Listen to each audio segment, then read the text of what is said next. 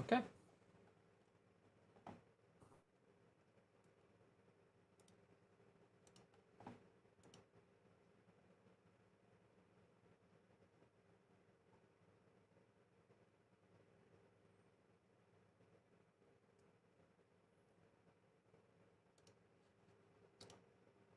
What is going on?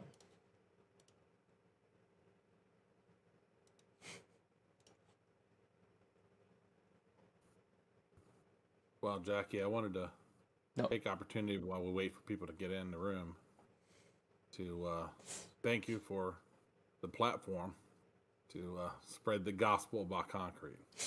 You're more than welcome. It's my pleasure to have you, of course.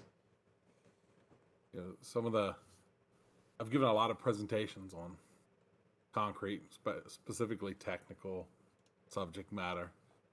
Though this is probably the most requested presentation I give, and it's much less technical than any other presentation I give, but I think it's fun and educational, and that's why I get requested to do this one quite a bit. I think that would be perfect for my audience, which is definitely not anywhere in the field of concrete, but I do know that they're very technologically minded, so having an insight on concrete would definitely be helpful for them. Yeah, I'll give this presentation to concrete producers, ready mix and precast. I've given it to Department of Transportations, like Georgia Department of Transportation, amongst others. In a few weeks, I'll be giving this presentation to the New Hampshire Air National Guard. Anyone related to construction or history, I think finds this very interesting. Good. It's Air National Guard seems like a daunting task to have to give this presentation to. I'm more than a little nervous about that group because I don't know what to expect. They have a couple historians in the audience, or will be in the audience, so it seems like there'll be a little scrutiny. Though I am a member of the Construction History Society of America, and you don't get more scrutinized than that group when it comes to history of construction. I'm sure it's probably a very competitive group of people. Yeah, but they're fun conferences for someone like me. They live in the crossroads of history nerd and concrete geek. We do have a live chat with us today, which I'm sure you can see on your end, correct? Yeah, that's right. Okay. Just to fill in for anybody listening afterwards, this is live streamed on twitch.tv/bossamiwo. I'll be re-uploading this to YouTube, and I will be saving a recording for myself if anybody is looking forward to having a private copy. Yeah, anyone in a chat group, enter the stuff in. I'll try to check the chat periodically through the presentation. If I go too far without looking at the chat, Jackie's gonna feed me the information. I am open to all questions and comments.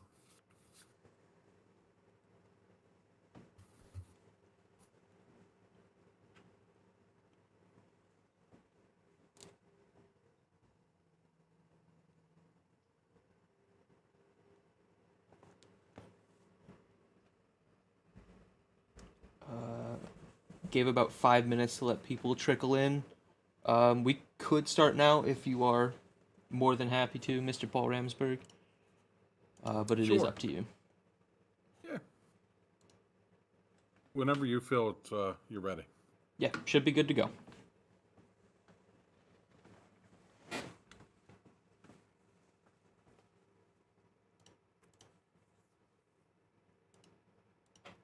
So today, we have with us Paul Ramsburg. He's a fellow of the Priestess Concrete Institute. He serves on several committees and councils, and he's on the board of directors for the Georgia Ready Mix Association of Concrete. He's been in the industry for how long? 30 years? Yeah, a little over 30 years. Very good. Um, it's a very, very interesting presentation he's about to give for us. Uh, a lot more in depth than even I assumed at first, but I do hope that our audience enjoys uh, such a fascinating topic. Yeah, I'm hoping to make it fun.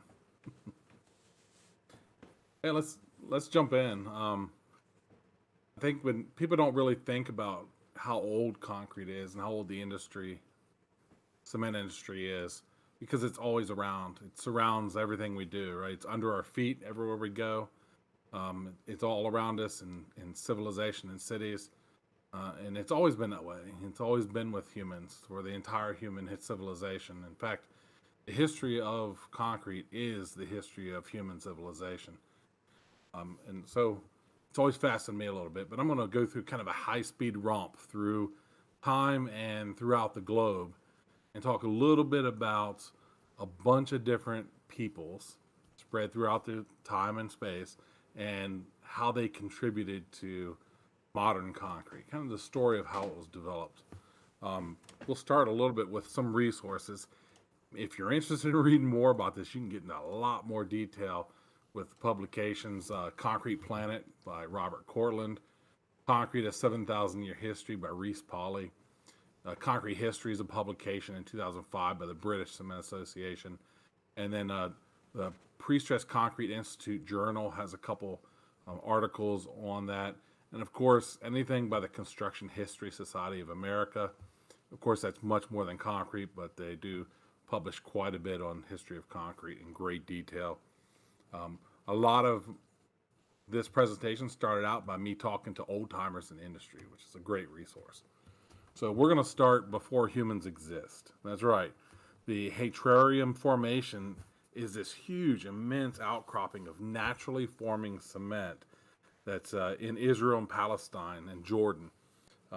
It's a type of naturally forming concrete on the surface where there's aggregate, stone, and sand, but also a type of cement, a quicklime cement. And it was formed when there was a high temperature alteration, likely tar sands caught on fire through lightning, of this late Cretaceous and early Eocene bituminous chalk, marl, and limestone formations. So the sands caught on fire, burnt. When we calcine or heat limestone, marl, and chalk, we get quicklime. So in this giant formation, the top surface is hardened concrete. If you were to dig through that concrete, you would still find usable cement.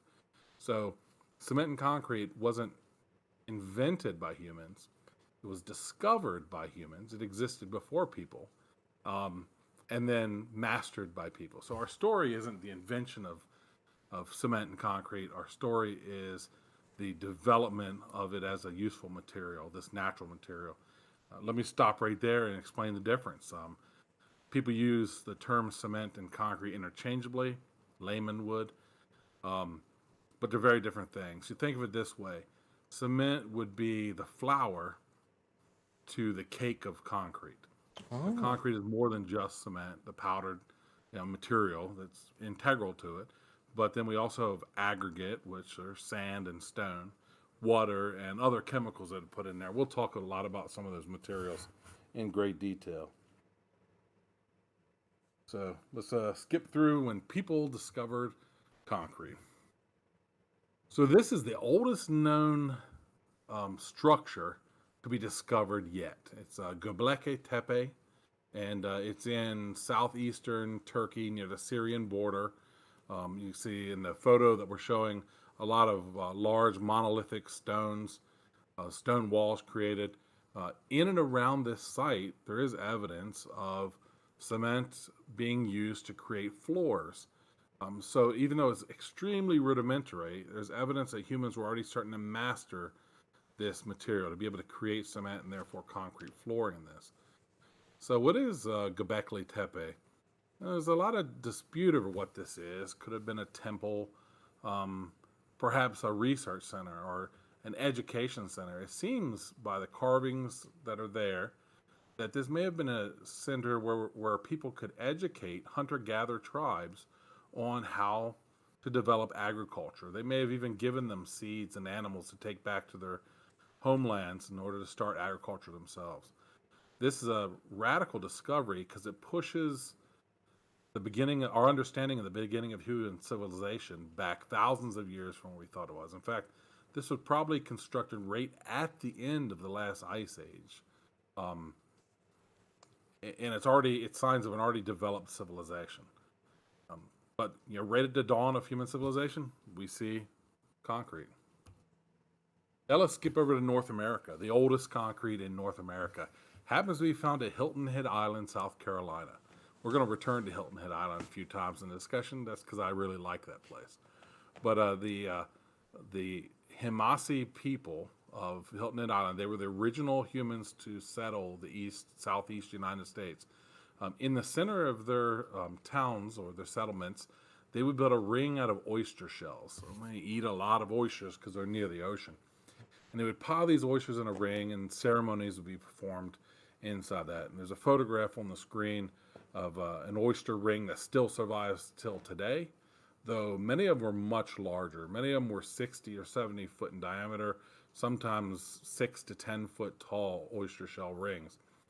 Well, when someone of importance died and they needed to bury them, they would dig a hole, a dome-shaped hole, and they would cremate the person along with animal bones and oyster shells. They would put that ash in the hole, and they would allow water to accumulate there and then mix it together. Well, when you burn oyster shells, you're burning off the carbon and you're left just with calcium oxide. Calcium oxide is the main ingredient in cement. They were creating a cement out of oyster shells and the ash from human bone, and they would allow that to harden, and then they would bury that. They were creating concrete as a burial ritual. Now, what's interesting is, here we are 10,000 years ago. Humans knew how to create concrete, these humans, but they never thought to build anything out of it. Not that we know of, but they used it in the ceremonial burials. We really start to see civilization take off with concrete, with the nomadic peoples, the Bedouin builders of the Middle East. This is a site in southeastern Turkey called Novali Kori, and it's a cistern. So as the Bedouins walk through the desert, you can only travel in the desert as far as you can carry water enough to drink. So it's usually about a 3-day journey, and that's as far as you can get before you have to reach water. So the Bedouins would build these concrete cisterns to fill with water, and then they can keep traveling through the desert. Well, in order to build a concrete cistern that would hold water in the desert, you had to create cement, a waterproof material. They had cement kilns that they would produce enough cement to build the next cistern, and then when they were done, they buried the cement kilns in sand to hide them from any competing civilization. It was a technology they had that allowed them to traverse the deserts that their competitors didn't have. It's a fascinating technique to keep them ahead of any sort of enemy. Yeah, I see the comment about that's a lot of oysters. When you see those shells, that is a lot of oysters. In fact, if you go to Hilton Head Island now and they build roads and bridges through the island for all the tourists moving in, they frequently dig up these concrete plugs. And when they do, they give them to the current native tribes that live there, and they rebury them on the native settlements.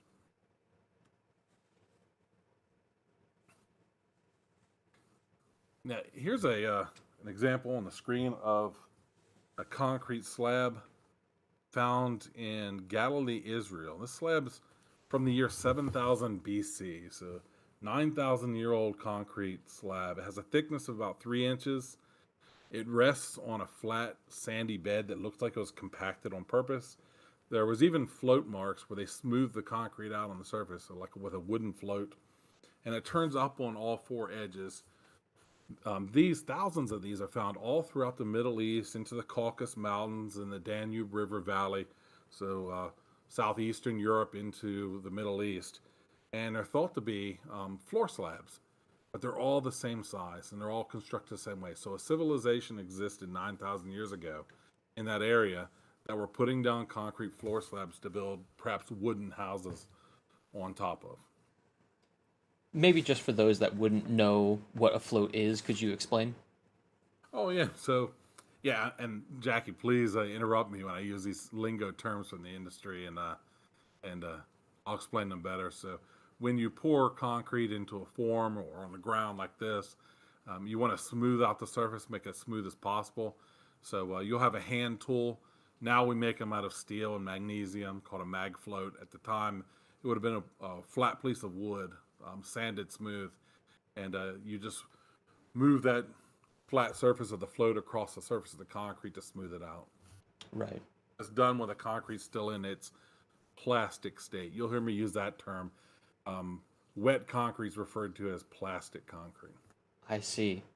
Fascinating.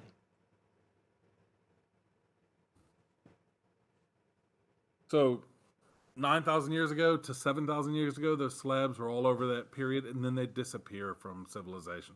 We don't see anyone make them after that. And we think of this as the first dark ages of concrete. So very early humans have a mastery of concrete. Then around 7,000 years ago, it disappears. And then it shows up again in human history in China around 3000 BC. So about 5,000 years ago, the Chinese start working with cements. Once again, they're not like modern cements, but it is a form of cement, quicklime cement. And the Chinese used it as mortar between stones. They made concrete lintels that go over doorways, cisterns.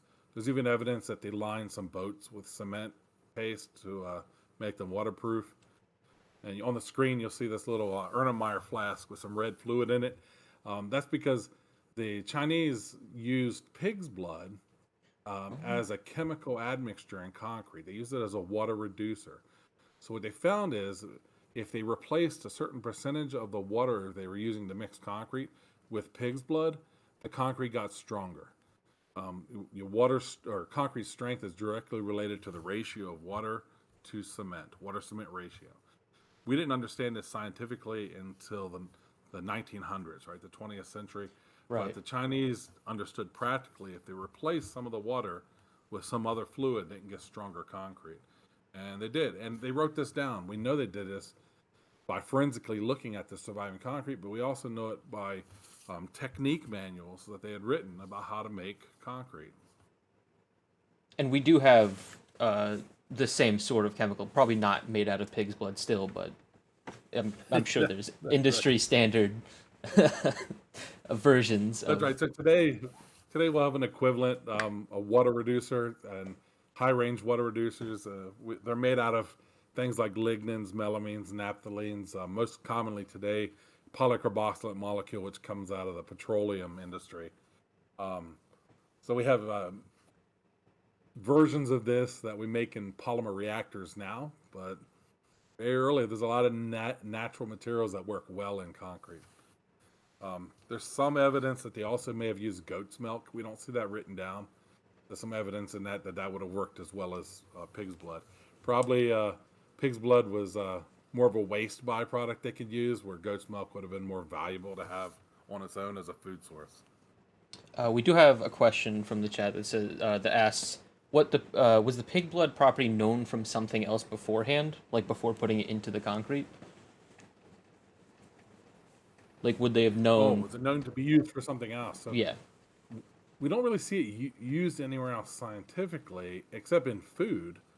So in early Chinese food sources, some blood was used back in that. But this is the first we see pig's blood used in the construction industry for sure, and the first that we see any additive added to concrete like this. So this could be considered the first chemical additive in the concrete industry.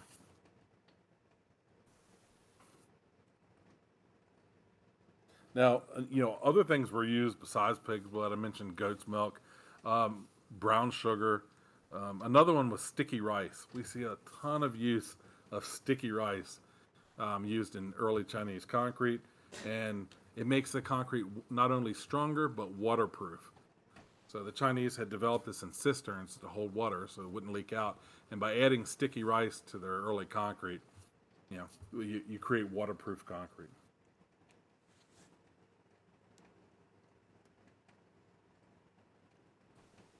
So there's a lot of conflicting reports, but it seems that a type of concrete was used in the construction of the Great Pyramids of Giza in ancient Egypt. This is pretty controversial thought.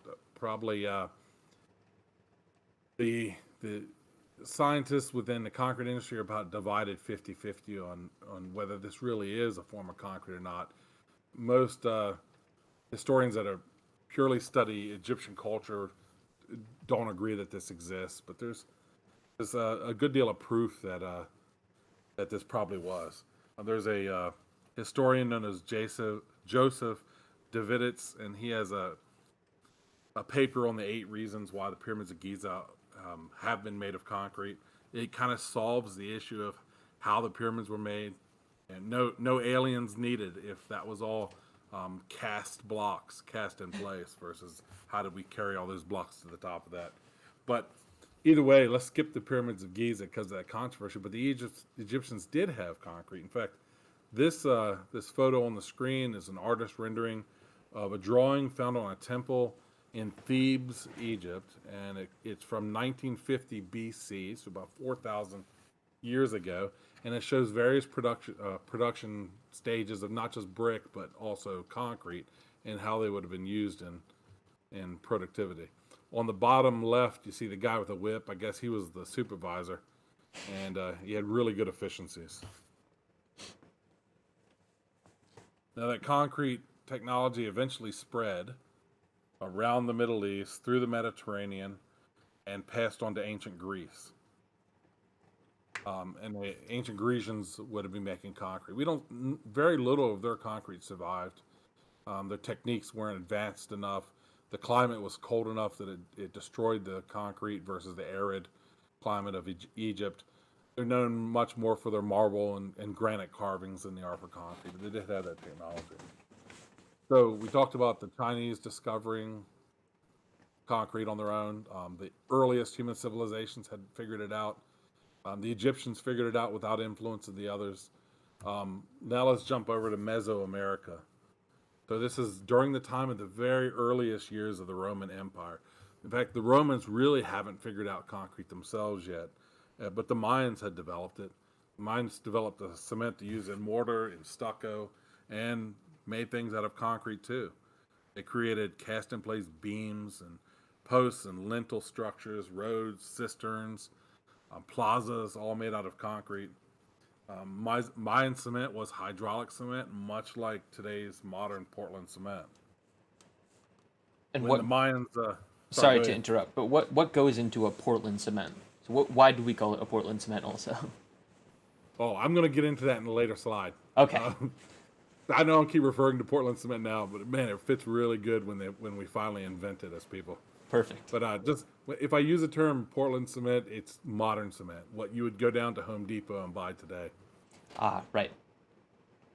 So when the Mayans made cement, they had cement kilns, and they had a ritual that accompanied the cement burning. But women were not permitted anywhere near the kiln during that burning because they considered the kiln to be feminine, and a goddess would watch over the kiln as it burned and created cement. And that goddess would become very jealous if any other women were around and would refuse to produce cement properly. That was the Mayan belief. I think they just decided to blame bad quality cement on women that happened to be nearby. But we've gotten a little better in our industry about letting women in. Now that cements perform very different in hot climates than they do in cooler climates. And sometimes this would affect the quality of their cement. So if they produced it during the winter versus summer, but they had to blame it on something. So that's what they come up with. It's an easy scapegoat, I suppose. That's right. In 1996, there was an article in the Concrete International magazine that discusses the use of pozzolans in Mexican concrete. So I'll discuss what pozzolans are. Pozzolans are a type, there are a lot of materials, but the earliest pozzolans were volcanic ash. So if we make a cement and then we starting to mix that cement to make concrete, and we do 1 part cement and 2 parts to 3 parts of volcanic ash, it creates an extremely strong concrete and a very durable concrete. So how is Roman concrete and Mayan concrete still standing today? Is because they use pozzolans, they use ash when they made their concrete. We still do that today. We use fly ash in modern concrete. Fly ash is the waste byproduct of a coal burning electric plant. So when we burn coal to create power, the ash left over to that is collected and used in concrete, and it makes our concrete very strong and very durable. So it lasts a long time. Well, the Mayans figured that out. They figured it out in 900 BC. That's about 600 years before the Romans figured this out. The Mayans already knew about it. Here we see some pictures from El Tajin, Mexico. It's in the Yucatan Peninsula. El Tajin is known as the concrete city. So many things in this city are built out of concrete.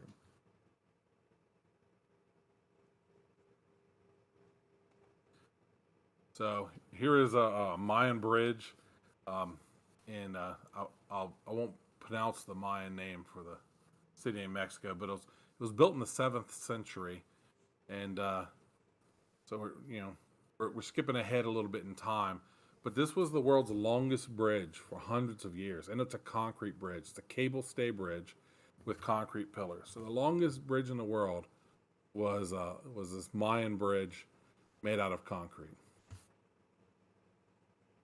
Before we leave the Mayans, here's what's interesting about this city of El Tajin. To make a ton of concrete or cement in order to be used in concrete, it took 10 acres of forest to burn the amount of limestone and collect the ash to create cement. 10 acres per ton of cement. But they kept burning and burning more and more forest, and eventually so much of the surrounding forest was destroyed that erosion had washed away the topsoil, and now they can no longer support their city and civilization, the needs for agriculture. So, because they disregarded the environmental impact of construction, they eventually made so their city was uninhabitable, and they had to abandon the city. And it's actually why it's so well preserved today, is because it was abandoned right in the height of building this city of El Tajin. And it was because of disregard for the environment and construction. And we take that lesson today when we start to look at a more environmentally friendly methods of concreting. One thing that's currently happening in the industry is the introduction of limestone powder to replace a portion of the Portland cement. For every 1 ton of Portland cement now, it usually releases 1 ton of carbon into the environment. So in the short term, it has a huge carbon dioxide impact. But if we can reduce that by putting limestone into the Portland cement, we reduce that carbon impact. If we look at total life cycle structures, if we make one concrete structure that lasts for 100 years, it's more environmentally responsible than making a bunch of wooden structures over that course of that time. So in the long term, concrete is environmentally responsible if we lower the carbon impact of our cement consumption. And about on average, how long does one concrete structure last? So it depends on, that's a great question. It depends on durability of your concrete, which can be adjusted through the recipe, the concrete recipe. So some of the things we've been looking at are concrete that's been on Earth for thousands and thousands of years. If you go down to the mall down the street, that may be 4 years old and it's already falling apart. And some big impactors on that are the materials chosen. Are we choosing aggregate sand and stone that have longevity to them, things like granite or certain limestones, instead of soft aggregate which deteriorate? And then the ratio of water to cement directly determines how long a concrete structure will last. So Chinese concrete lasts a long time because they replace the water with pig's blood, as an example. So in modern concrete, there's no reason they don't last hundreds of years, if not thousands of years, with the technology we have now. It's just we're going to have to wait a couple of thousand years to see it for ourselves. Right. It's a great question, though. All right, so now we're going to skip back to the Middle East, about 500 BC. So Roman Empire started, hasn't grown to huge yet. Still a couple hundred years away from Roman construction. Greece is still around. We're going to concentrate on the Phoenicians. Phoenicians live, on the coast of Israel, Palestine, down through Egypt, and the The Phoenicians were a water-going society, right? They controlled the Mediterranean and all trade on the Mediterranean. They spent a lot of time in boats, but they made concrete too. Um, they built concrete piers out into the Mediterranean, and where modern construction hasn't removed them, the concrete piers they built that have been left alone are still there in the saltwater, surviving all this time.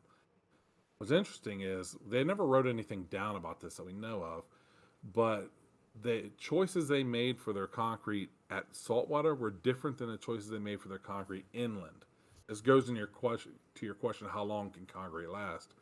Well, when they built concrete that would touch saltwater, they put in there slag from glass manufacturing. So slag is just calcined or burnt silica. So this was the Phoenicians were the first civilization um, to be able to create and build with glass. And the waste byproduct of glass is this slag, and they mixed it in their concrete. Well, slag, just like volcanic ash or fly ash today, makes concrete stronger, more dense, more durable. Therefore, in the saltwater situation, it lasts much longer. Salt tends to deteriorate concrete. We see that today when you live up north and they put salt on the roads in the winter, and then you have potholes the next spring, or all the surface comes off on the road. The salt's literally attacking the concrete surface. And they knew that then. They didn't write down that they knew it, but it was obvious because the choices they were making when salt was present to use more dense aggregate to create more dense mixes and to use slag as a pozzolan.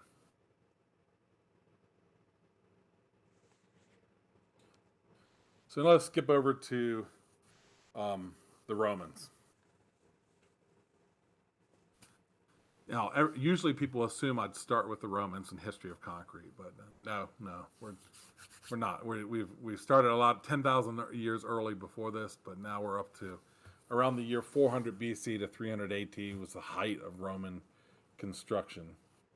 And here you see some photos I took of the Pantheon in Rome. The Pantheon is the oldest structure still being used for its original purpose. You can walk in this structure and walk around it and tour it today.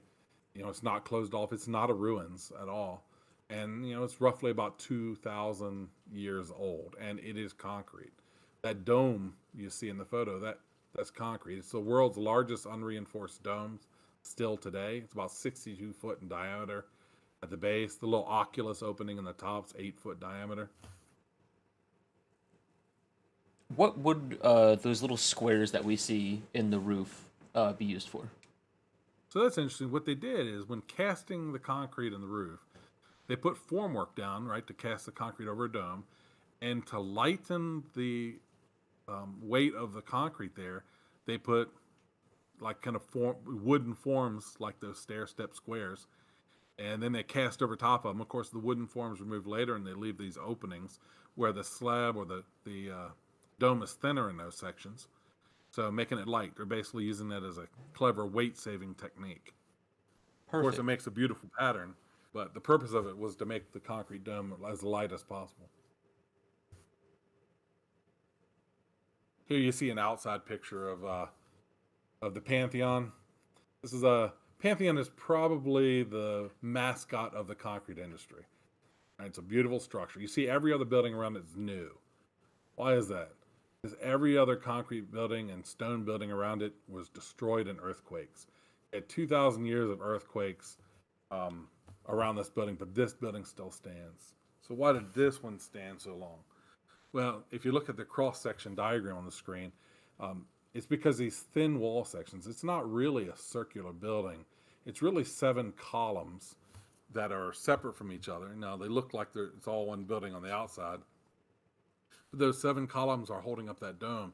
They're like crack control joints. Modern concrete, when you look at your sidewalk, has a joint every 4 feet. That's to control movement and cracking for movement.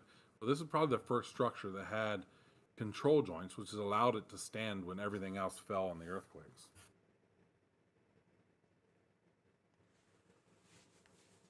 I got to go to Rome, and every morning when the wife was sleeping in, I walked down to this building, sat outside there, and sketched pictures of it, and I read the quality control manual that was used for the construction of this building. Google Books had it translated to English. I'll get into that a little more in a second, but let's look at this. This is Domus Aurea. This was a huge landscape palace that was built by Emperor Nero. You may have heard the expression Nero fiddled while Rome burnt. Nero burnt down a section of Rome, kind of the slums, because he wanted to build his own palace, 300-acre palace. And this was what he built, and he built it out of concrete. Well, nothing above ground survives of Domus Aurea, but everything below ground's still there. The above ground stuff was destroyed in World War II. It's not too far from the Colosseum in Rome, but you can tour it like you can see in the picture. What I find most interesting about Domus Aurea is the frescoes that are on the wall you see in the pictures. These frescoes are cement mixed with pigments, and then they're painted onto the wall. And the artist Nero got for this was renowned for his frescoes. He was the most popular artist for this in the world, and he did such an amazing job on this structure that his name is still the word we use to describe something that's over the top. The Roman artist that painted these cement frescoes was named Fabulous, and we still use his name Fabulous to describe things today.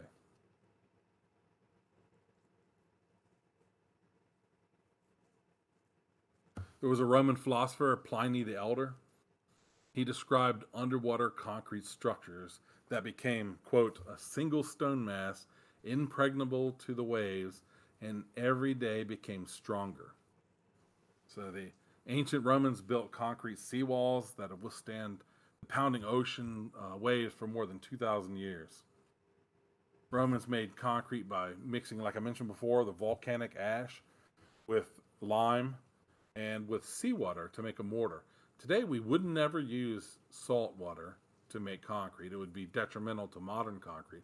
But Romans, it was the key for how their concrete became stronger and stronger over thousands of years. And the salt in the water would leach minerals into the concrete. You know, if we look at under a microscope, concrete's like a sponge. There's all these capillary systems and voids within it. And the salt water would encourage mineral growth to close that in and make a very dense product over a long period of time. This is a aqueduct. It's not actually in modern day Italy. This one is Segovia, Spain, but it was built by the Roman Empire. It's all stacked stone. You see the picture, it's stacked stone, of course. But the top, look at the top 4 foot of that photo. The top 4 foot is actually concrete. So when they made an aqueduct, stacked stone structure stands for a long period of time because it's designed. But in order to carry water, the stone would have never been leak proof. But they created waterproof concrete trough. This aqueduct, over 100 miles, it carried water into the town of Segovia, Spain. They used it as their only water source until the 1960s. So this was cast about 300 AD. So, you know, a 1700-year-old structure was still delivering water to the city. There's nothing saying that it couldn't still be in use today, right? Because that's only, 60 years ago? Yeah, water still flows through that. You could drink the water coming out the end of it. The only reason they stopped using it in the 60s is a population boom in the town. It no longer could deliver enough water for modern civilization. I see. So, you know, they drilled wells and then supply water that way now and have reservoirs versus this. But, you know, hundreds of people could still drink the water from this. It's just, you know, tens of thousands live in the city. Right. So I mentioned the manual for the construction of the Pantheon. That was written by Marcus Vitruvius Pollio in the year 15 BC. We'll just call him Vitruvius. That's what he's known as. And he penned that manual called De Architectura. It's a 10-part architecture manual. It's the oldest architect's manual that we know exists.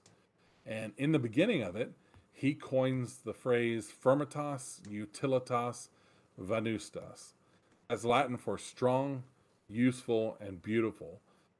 That was his phrase to describe concrete. It's still true today. We want our concrete to be strong, useful, and beautiful. There's a few quotes from De Architectura. This is the manual I was reading while looking at the Pantheon. But I like this one. He says, "May the architect be high-minded, not arrogant, but faithful, just, and easy to deal with. So he's criticizing architects. So even 2,000 years ago, architects were hard to deal with. So not much has changed. He explains the importance of retaining moisture to avoid shrinkage. Let me explain that. You put water in the concrete mixture when it's plastic so that you can place it easily. If that water evaporates out of the mix, that's volume that's leaving the concrete you've produced. And when that volume leaves, the rest of that concrete shrinks and therefore cracks. Think of you've seen a picture of a desert that was once wet and it dries out and you see all the cracks through the desert surface. Of course. That happens in concrete if it dries. Concrete's never supposed to dry. It's supposed to cure. The cement is supposed to consume the water and create calcium silicate hydrate. The water is a necessary ingredient. But if it dries out, it will shrink and crack. And even 2,000 years ago, Vitruvius knew that we needed to cover concrete with burlap and water so that it cured instead of dried out. He explained the impact of aggregate cleanliness on concrete strength. In this manual, he wrote a test procedure to determine if sand was suitable for concrete. He said you take white linen cloth, you put a handful of sand on it, you shake it out. If there's any color stain on the cloth, then the sand's no good for concrete. So he's literally looking for a cleanliness test. What would have stained the cloth? Organic materials, which would lessen the strength of concrete, or clay or pyrite or some of these soft materials, which would lessen the strength of concrete. So 2,000 years ago, he figured out QC tests for materials. He also wrote, make a fine purple color by treating bilberry and mixing it with milk. So he's given instructions on how to create pigment to make concrete purple. Purple is not the most popular color for concrete today, not impossible, but we still mix in various things to color concrete today. We'll get into that a little later, but we don't use berries and milk. And then he talks about training the employee with his statement about neither talent without instruction nor instruction without talent can produce the perfect craftsman. He's seen the need for selecting people with natural talent and investing in training in those people, which the Romans did. The Roman military, the legions, they spent as much time training in concrete construction as they did in warfare. And that was part of their success, to be able to build as they went.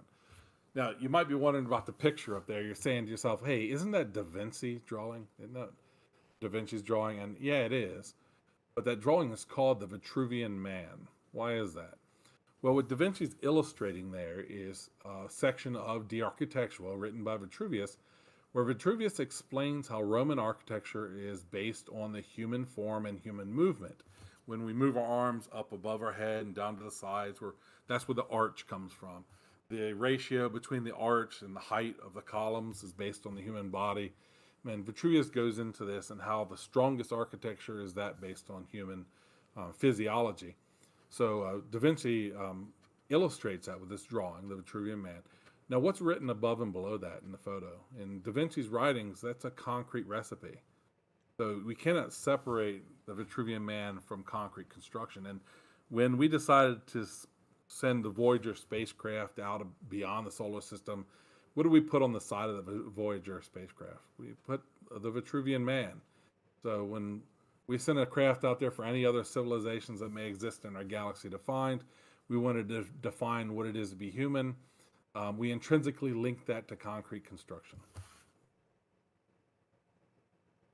Now, there was another dark age after the Romans of concrete where we don't see a lot of construction, but it wasn't completely devoid. It wasn't completely removed from human history. And here we see some illustrations of some medieval concrete mixtures that would have been utilized for the construction of about 62 concrete structures at various churches around Europe. The Holy Roman Emperor Henry II had built quite a few of these. They exist in France and Germany and other countries in the region. 62 that we know about. Others may have been destroyed that we didn't know about. We see a pit was dug in the ground, a wooden apparatus over it, and then it was spun by either donkeys or humans, and materials were dropped in and mixed up to make concrete.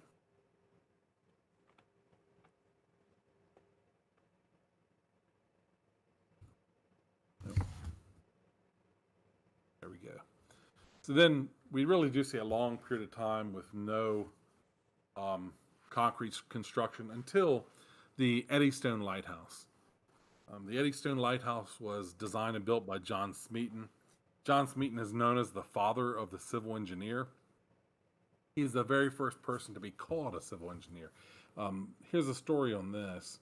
There's these Eddystone rocks that exist about 50 miles south of the coast of England. And there's hundreds of shipwrecks. Thousands of sailors died on these rocks because they barely stick out above the waves. And these ships wouldn't see them until it was much too late.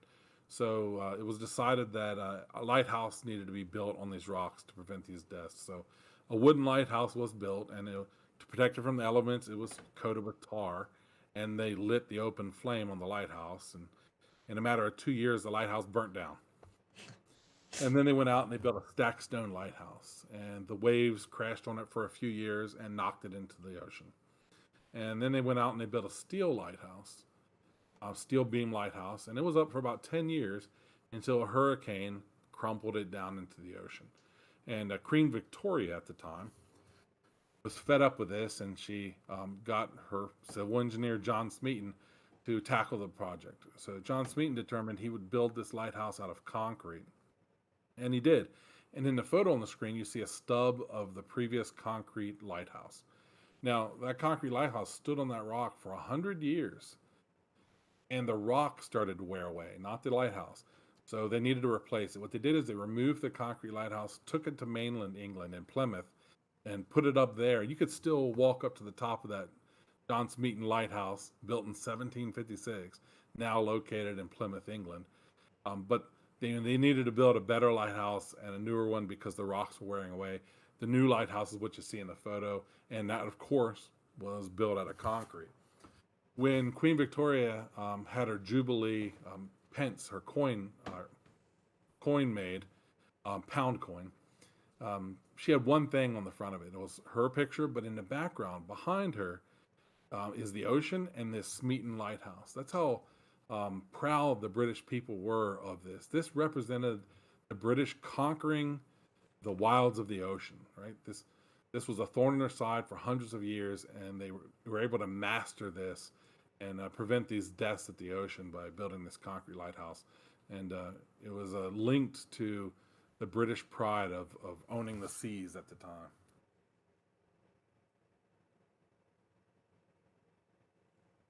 Some of the earliest concrete structures in the state of Florida were built by a type of concrete called tabby.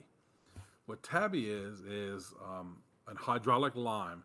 Hydraulic lime was burnt oyster shells. Remember, the native peoples of Hilton Head had invented this type of concrete 10,000 years earlier. But now the Spanish in Florida figure it out again. If they burn oyster shells, they get a hydraulic lime. They mix it with seawater and other seashells, and they build. Here we see the Castillo de San Marcos in St. Augustine, built around the year 1600 by Cuban masons that were brought over. And there's some other coquina shell construction here, but tabby exists in this form as well.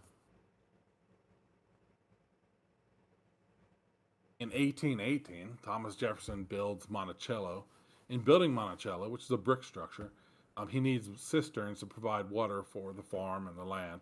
And he builds those cisterns out of concrete. And if you tour Monticello now, you can still see the purchase receipts where he buys what's listed as Roman cement and imports it from Italy. Pictured here is the Plymouth Rock. This is a storied rock of the Pilgrim's first step on the New World. It's part of the American backstory, right? In 1776, there was so much excitement about the formation of the new country that this rock was broken free from its granite base and was carried all around New England so that people could touch it. They took it to libraries and fairs and courthouses so people could see and touch it. And at one point, it fell off the cart and broke in half. You see the crack right down the middle of that. Well, they took it back to where it was, and they put it back in two parts. So it sat there broken in half for a long time. You can see that scar. Then in the 1880s, while the country was stitching itself back together after the bloodiest conflict of the country, right, the Civil War, there was this desire for a symbolic effort to stitch together the country. We needed some symbolism, so we stitched Plymouth Rock back together with, of course, concrete, and that's what you see in that crack now is concrete putting the two pieces of Plymouth Rock back together.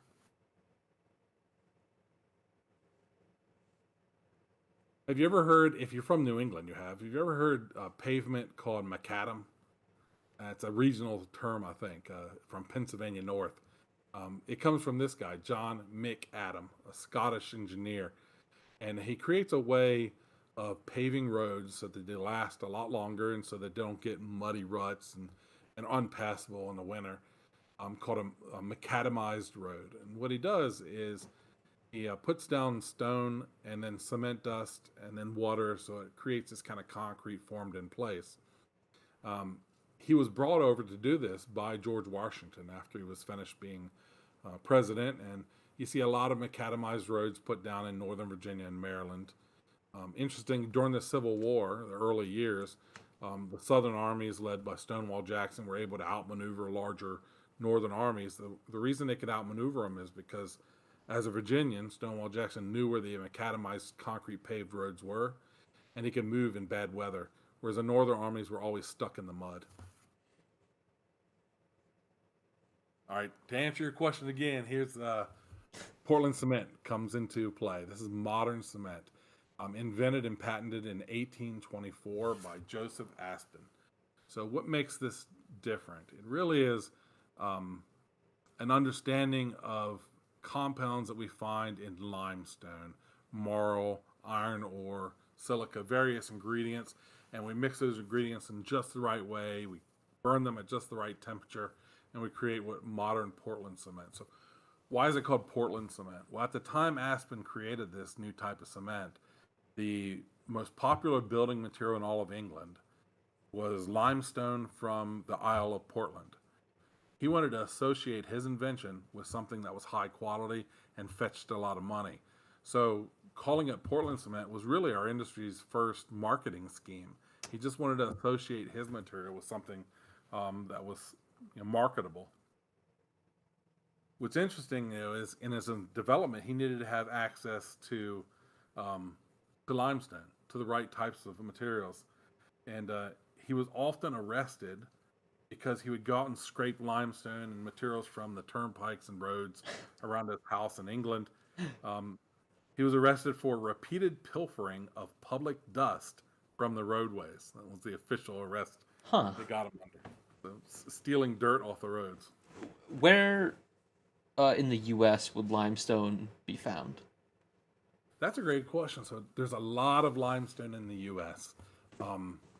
Quite a bit in just about any part of the country, almost. But not all of it's usable for cement. So the most perfect limestone in the United States for cement is Lehigh Valley, Pennsylvania. It's a very specific area. So they have to do very little additives, have to add very little additives to that to make cement out of that limestone. But, there's limestone in Alabama, just east of Birmingham, and there's several cement manufacturers there today. There's limestone in western Virginia, and you'll see cement plants there. So usually you'll see a cement plant somewhere with a really good limestone quarry. Some areas don't have that. The Pacific Northwest or Rocky Mountains, areas that are heavy in granite, like where I'm at in Atlanta, you don't see cement plants here because it's more granite than limestone. Right. Some areas just import cement. They don't manufacture it there. Some areas of Florida, they used to manufacture cement in Florida, but mostly it's just imported from Turkey or Spain or Greece and other places like that.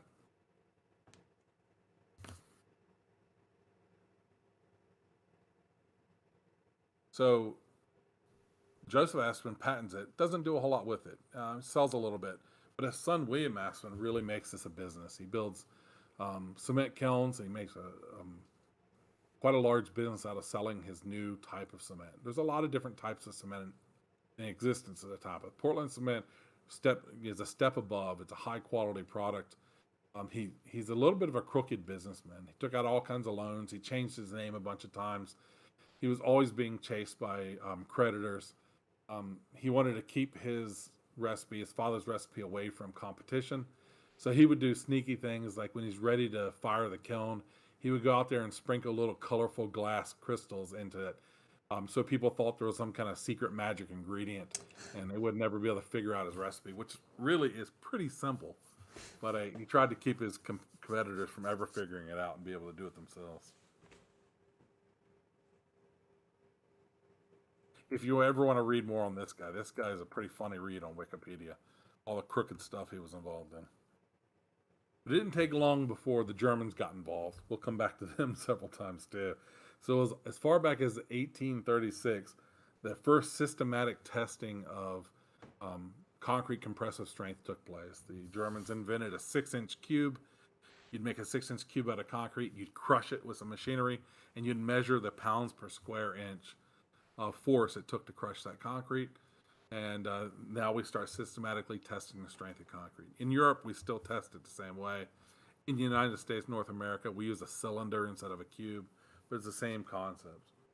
In 1877, the German Cement Manufacturers Association released the very first standard for Portland cement.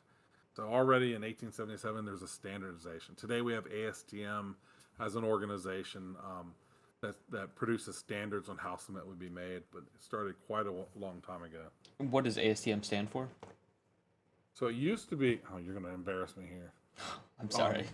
Association for Standards and Test Methods. But it doesn't go by the full name anymore. Hey, we were just talking about this earlier, how much I hate acronyms. Right. But sometimes the acronym just becomes the name. Oh, right. So let's go back to Hilton Head Island. This is my favorite structure, made out of tabby concrete. This is Stony Benyard Plantation House on Hilton Head. It's ruins not because the concrete failed. You can see there's still sharp edges on some section. But this was shot at during the Revolutionary War by cannon fire. The reason it's withstood that is because tabby concrete is softer than most concrete. So cannonballs would just be absorbed into it. So instead of breaking the structure as a brittle material to absorb the impact, there's all kinds of cannon and bullet musket holes all over the structure. Right. So it survived that. It survived countless hundreds of years of hurricanes on the island blowing through, weathering over time. And then the American Civil War, it was burnt down during the American Civil War as a plantation house. When the Union Army took it, they burnt the house part of it down. The concrete still withstood that. Later in time, it was destroyed a little bit by developers in the area. But the sections that were left untouched by the developers still stand. But it was built that same way, burning oyster shells to produce calcium oxide. By burning the carbon off of an oyster shell, you create cement. And then you could see in one of the photos there that they just mixed more oyster shells and beach sand with it to make a concrete structure. It wasn't poured like you'd pour today's concrete. It was packed by hand into wooden forms to create what you can see looks like blocks. That's just where the forms were moved, and you packed in a certain amount at a time. Right. So you can take the rocks out of a concrete and replace it with any leftover shell. It would be the same kind of aggregate, correct? Like we see in the far right picture.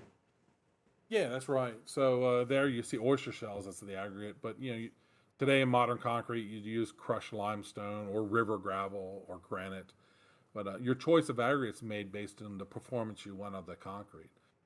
A river stone, pea gravel, looks really nice in concrete if it's exposed. So you might choose that because of how it looks. A granite is a much stronger aggregate. So if you want to get a higher strength concrete, you may pick that, or glacial trap rock, or barite, or different types of minerals make for stronger concrete. So our choice of what rock to use in a concrete depends on the performance we want, how we want it to look, how strong we want it to be, flexural strength we want to gain versus compressive. To explain that, if you push down on something, that's compressive strength. If you try to bend something like a bar, that would be flexural strength. Concrete's very strong and compressive. It's pretty weak and flexural, but we can increase that flexural strength by choosing certain types of rock. Right. So this is Seguin, Texas. It was known as Concrete City in the 1850s. And this is years before the Civil War. It's a frontier town in Texas, and they experimented with concrete. a bunch of citizens had their own recipes for cement. There's a guy named Dr. John Park who was born in Georgia and was a chemist. He went out there and he developed a really strong cement. This is before Portland cement was even patented. Um, yeah, he called it limecrete, his own version of concrete. And it was made with all local materials from that town. Here, he had a great deposit of limestone, so they built cement manufacturing on it and built a town around that cement manufacturer. The workers dug the gravel out of the ground themselves right on site, and they brought sand in from nearby streams and rivers, and of course the limestone there was burnt to make the cement. And they're all mixed together with also clay and ash and lime, and then they poured them into wooden forms and cast these houses. You see a house on the screen? That's a 100% concrete house made in the 1850s. This town never had really more than 1,000 people at its height, but it had 90 concrete houses built in. They also built churches, courthouses, countless structures such as cisterns, fences out of concrete, animal pens, retaining walls, everything they could build, they built out of concrete because it was a readily available material in an area where there wasn't a lot of lumber. Today, there's about 20 of those houses that still stand. You see, the one in the picture has been renovated. Right. So they wouldn't be able to use lumber as reinforcements for this concrete. Was it just entirely concrete, or were these not reinforced at all? They're not even reinforced. It's 100% concrete with no reinforcement. We haven't really got to reinforcement yet as a readily available material in time. Right. Yeah, think about that. Everything we've talked about up to this point is not reinforced. It's just concrete. Let's skip over to Ireland. The use of concrete in Ireland began around 1850, around that same time. It's in a bridge foundation crossing the River Glyde, and that's in Dundalk, Ireland. And it gained a lot of popularity as a large-scale building material when this engineer on the screen, Blood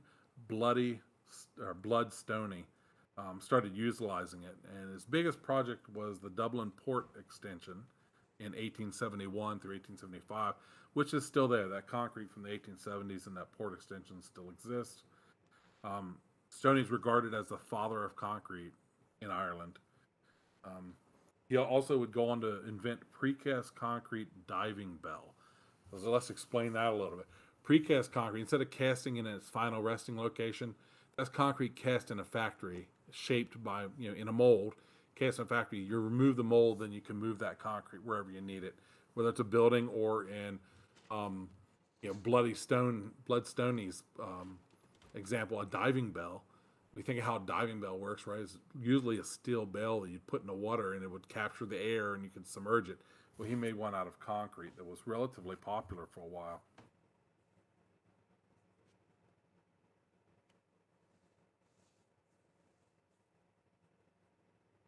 This is the Ward House in Rye Brook, New York. This is the oldest surviving unreinforced concrete building in the United States. It was erected in 1873 to 1876 by a guy named William Ward. It's a 17-room mansion and it's constructed entirely of concrete. It was regarded as a problem when he built it. No one thought a concrete house would last very long. Of course, all his neighbors started calling it Ward's Folly. That was the name of it for a long time. Now it's been in use for 142 years. The signs around it call it Ward's Castle instead of Ward's Folly now. But everything in this house was concrete except for the floors and the top of the roof, because without reinforcement, there was no way to keep them in place. So there's some wood in this, but what you see on the screen is all concrete. One of my favorite figures from concrete industry. On July 16th of 1878, this guy Thaddeus Hyatt received a patent for the first reinforced concrete floor slab. Now, he didn't reinforce it with what we know as modern steel rebar. He was reinforcing it with more wire or brass or other materials besides steel. But he had a patent on how to do that. So he combined steel with some kind of reinforcement to make kind of a lighter weight vault. A lot of this was beneath the sidewalks of New York City. Some of it, ruins of which are still there. Interestingly, he was an abolitionist who rode with John Brown before the Civil War in what's known as Bloody Kansas. So him and John Brown and a bunch of other people were murdering slave owners and freeing slaves all over Kansas, which ultimately would be the spark to start the American Civil War.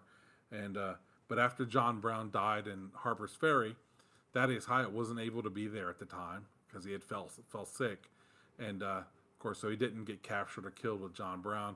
But after that, and his participation with the Union in the Civil War, he went on to place concrete floors. So why didn't his idea of reinforcement catch on or last? Well, some of the things he was using to reinforce were stuff like brass. Well, brass, it does not work well as reinforcement because brass has a coefficient of thermal expansion, which is different than that of concrete. Meaning everything expands and contracts when heated up or cooled down. Concrete expands and contracts at certain temperatures. Well, brass expands and contracts at different temperatures. So when you put them together, they're expanding and contracting opposite of each other, and it cracks and crumbles and breaks the concrete. So it's a terrible material for reinforcement. Well, steel, what we use now, has the same coefficient of thermal expansion that concrete does. So they expand and contract together.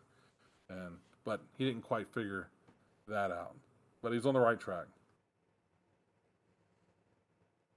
This is the Sway Tower in England.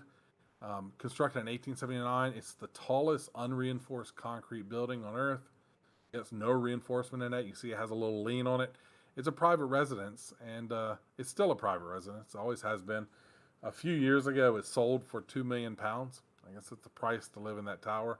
It only has 4 bedrooms, but it has a lot of amenities and a great view. It goes to prove that concrete homes last a long time. So in 1887, Henri de Châtelet established the oxide ratios to produce cement. So he established the ratios of various things, like what he called A-light, tricalcium silicate, what he called B-light, dicalcium silicate, and C-light, tetracalcium aluminoferrite. So these compounds that exist within cement have to be in certain ratios to get the prime performance out of your cement. And he figured out the ratios between these materials, and this made large-scale modern projects possible. He worked for Lafarge Cement at the time. Lafarge Cement still exists today.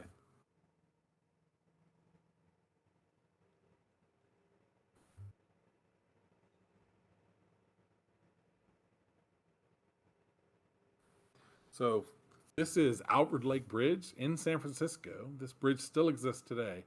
This was put up in 1889, and it was the first major use of, or first real use of, a structure with steel reinforcement bars. You see it kind of in the picture. It's twisted bars. Looks a little different than modern rebar, but the same concept and made of steel. It was thought to be wasteful to use steel reinforcement and unnecessary, and it probably wouldn't really work. And there was a couple buildings built around San Francisco after this bridge, which used rebar, but generally regarded as unnecessary and wasteful. And then in 1906, do we know what happened in San Francisco in 1906? Take a guess. I'm not sure. It was the Great Earthquake of San Francisco. Oh. So in the Great Earthquake of San Francisco, most of the city was completely leveled, except for Outward Lake Bridge and the handful of steel reinforced concrete structures. Oh. And when the country got a sight of that, they really see the benefit of steel reinforced concrete, and then it took off overnight. Everything after 1906 that was poured with concrete was getting steel reinforcement. And we really come to an understanding of the benefit of reinforcing concrete with steel, especially for seismic resistance. Do you know what this is? The Glenfinnan Viaduct? You may recognize this. Guess what movie you recognize this from? It seems like it Scotland. Might be from Harry Potter. It is. This is the bridge from Harry Potter. All right, this bridge was cast in the 1890s. This is the first mass concrete structure in Britain. So we talked about all the inventions of compound ratios in cement. Coming up with those recipes made structures like this possible.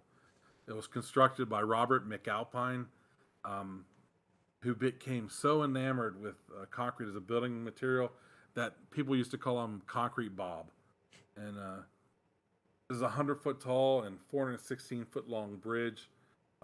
You know, is renowned and famed because of its starring role in Harry Potter, but still existing after well over 130 years. It's been around, being used by trains still today. In 1891, George Bartholomew poured the first concrete street in the United States. Still exists today. In fact, fairly recently, it had to be sections of it had to be replaced and expanded, and they called the same guys descendants out to replace that concrete. They tested that when they removed sections of it, 8,000 psi. It's extremely strong concrete. Been around for a long time. And if you ever go to Bartholomew, Ohio, you can still drive across that today. So in the very early days of Portland cement production, kilns were vertical and stationary. They looked a lot like clay pottery kilns. In 1885, an English engineer developed a more efficient kiln that was horizontal, slightly tilted, and it could rotate. So imagine a spinning cylinder. This rotary kiln provided better temperature control, better job at mixing the materials. By 1890, rotary cement kilns dominated the market. In 1909, Thomas Edison received a patent for the first long line kiln, so a modern cement kiln. So Edison didn't invent the cement kiln, but he patented and invented the first modern cement kiln, what we still see used in production today. He built Edison Portland Cement Works in New Village, New Jersey. His kiln was about 150 feet long. Today they get up to 300 foot long. Sometimes 500 foot in scenarios. But this is the first American cement company. Was first major American cement company. It was Edison Portland Cement Company. Now, Edison created so much cement that there really was no demand for how much he could produce. His production outweighed the demand for cement. So how did Edison address this? Well, he wanted to create demand. He started thinking of things that people should be making out of concrete that they hadn't thought of yet. He had good ideas. He had some bad ideas, like the concrete phonograph cabinet and the concrete piano. The concrete piano, there's a replication. But the Lautner Piano Company in New Orleans made Edison concrete pianos for a year and a half, hundreds of these. And the idea was it could be a cheap piano that every house could have. The soundboard inside was still wood, but the exterior was concrete. The downsides, they were cheap to make. The downside, it was heavy and it just sounded weird. Concrete absorbs sound, right? That's why we make sound walls next to the highway out of concrete. They absorb sound. So the piano sounded weird, it didn't take off, but he was trying stuff to try and increase America's consumption of concrete and cement. He came up with a really great idea, and that's the concrete house. The completely cast concrete home, like you see here, these ones are in Gary, Indiana. His original ones were out in New Jersey, which the first 10 he cast in New Jersey is still standing. These ones in Gary, Indiana are, of course, still standing now over 100 years after he cast them. He cast 86 factory houses in Gary, Indiana. 70 of them are still standing and lived in today. Interestingly, in order to cast these, everything cast up to this point was really a one-off wooden mold, but he created reusable steel forms. So this is really the beginning of the precast concrete industry, where we have a steel mold that we use over and over again to cast the same shape. In the year 1900, we see the invention of the first block machine by Palmer. So blocks have been made before this, but this was the commercially available block machine. In the year 1900 also, we see the beginning of selling mixers. So if you had a concrete business, you could buy your own mixer instead of mixing by hand. Sometimes from Sears and Roebuck, you could buy it. So Smith Mixers was one of the first mixer companies available in the year 1900.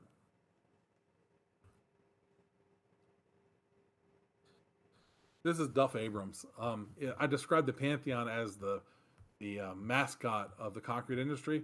If the concrete industry has a patron saint, it is Duff Abrams. He's done a lot for modern concrete. He was the third president of the American Concrete Institute. He defined the concept of fineness modulus. So when we think about how fine or coarse a sand or a rock is, um, we do a little test on it to determine something called a fineness modulus. And without explaining the details of that standard test method, that's what it is, a measure of fineness. And he defined that. He defined the water cement ratio and promoted its importance in 1917. So this is the ratio of water in weight to cement in weight in our mixed designs when we create a recipe of concrete. So how many pounds of water divided by how many pounds of cement gives us the water cement ratio. And it's directly the most important impact on strength of concrete and durability of concrete, how long it will last. That's the biggest impactor on that. And he figured that out in 1917. Well, probably before that. That's when he published his first paper on it. So we've known for well over 100 years that throwing extra water in our concrete was making it weaker. That's not a new concept. We've known that for a long time. I think 1917, there's a lot of structures still being used in America that were built before then, like a lot of our canals, or even the Panama Canal was built before then. So we really didn't understand, or the concrete used in the Panama Canal still there today. We still didn't understand these concepts that make concrete so much stronger today. He promoted the use of something called an absolute volume mixed design. That's where we design concrete by volume of materials instead of just weight. We got to back calculate mass to volume, volume to mass, and we have exactly 1 cubic yard of concrete. If you're ordering concrete, you heard of ordering it by the yard. Let me get 1 or 2 yards. It's a cubic yard. It's 27 cubic feet. We want to divide or design it by volume instead of just weight, or by eyeing it up, like the old mixed design method called the 1-2-4. That's 1 scoop of cement, 2 scoops of sand, and 4 scoops of stone. Then we add water till it looks right. That's how the Panama Canal was built. So not a horrible way to do it, but we're much more scientific about designing our concrete recipes today. He also created a test method for measuring and recording the workability of concrete. He called it the Abrams cone. Today we call it the slump cone. If you've ever tested concrete, that's the one test you know by heart. And that was created by Duff Abrams over 100 years ago. And he wrote this publication, Design of Concrete Mixtures. And anyone in the concrete industry and mixed design knows Design and Control of Concrete Mixtures, published by the Portland Cement Association. The original version of that was written by Duff Abrams in the early 1900s. And in that book, he's the one that coined the phrase mixed design. Before that, we were using mixed proportioning, where he mathematically figured out how mixes were put together. But Duff Abrams said that mixed design goes beyond that. We're not just putting our materials together to create a best fit.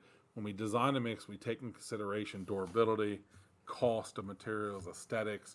It's a holistic view of concrete. And we still use that term today because we design concrete for a holistic approach to construction. This is the Ingalls building in Cincinnati, Ohio. This was the first, I'm using air quotes, concrete skyscraper. It's only 16 stories tall, but it's a reinforced concrete high-rise. It's still there today, but we've gone to a lot higher limits than 16 stories out of concrete construction. Let me talk to you a little bit about Grosvenor Alterbury. This was an intern for Thomas Edison in Edison Cement Works. He had this idea that we could build houses out of concrete panels and insulate that concrete.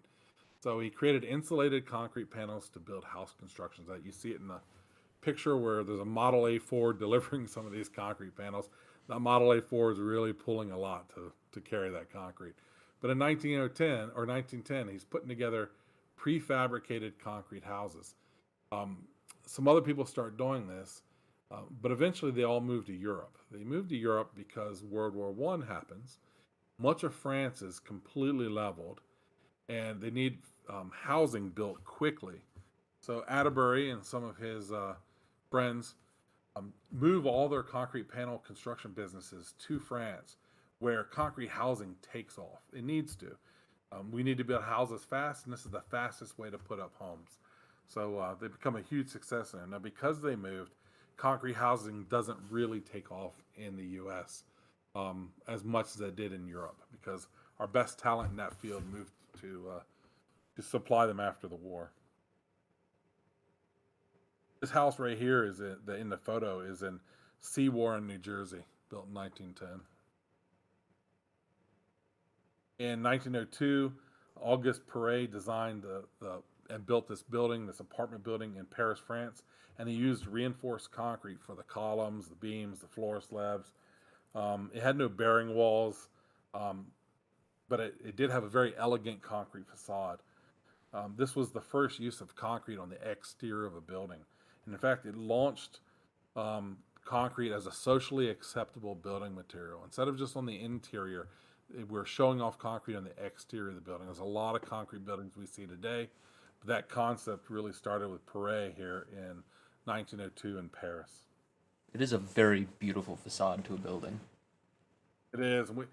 We have a whole separate industry now, the architectural concrete industry of building structures out. That it all started with this one building in Paris, which, as you can see, is still there and still being used. So in 1913, the Coleman Company invents ready-mix concrete. So and up until this point, when you wanted concrete to build something, you build a concrete plant on site. And maybe you move that concrete in dump trucks, or maybe you moved it by wheelbarrows, maybe you mixed it by hand or machine. But this company had the idea, the Coleman Company, of having a stationary concrete batch plant. And then you would use a mixer truck to deliver that to the job site, ready mixed concrete, in 1913. It was in Baltimore, Maryland. Now, the Coleman Company no longer exists in Baltimore, Maryland, but they did move to Ohio, and they're still in operation today. The Icelandic godfather of concrete, Grunmundur Harrison, he exclaimed, "The history of concrete is like a fairy tale." I agree with that. I agree that it is like a fairy tale. He rightly posits that the history of concrete is made up of many small, consecutive, even parallel inventions, right? There's no one big breakthrough. There's no one man that can claim invention of it. It happens over time with many peoples. In fact, all peoples have a hand in the invention and perfection of concrete.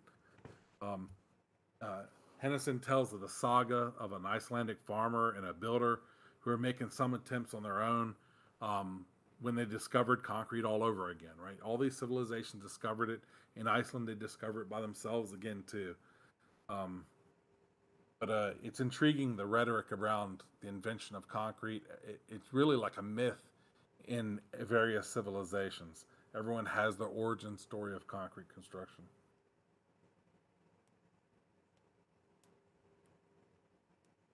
And there he is again.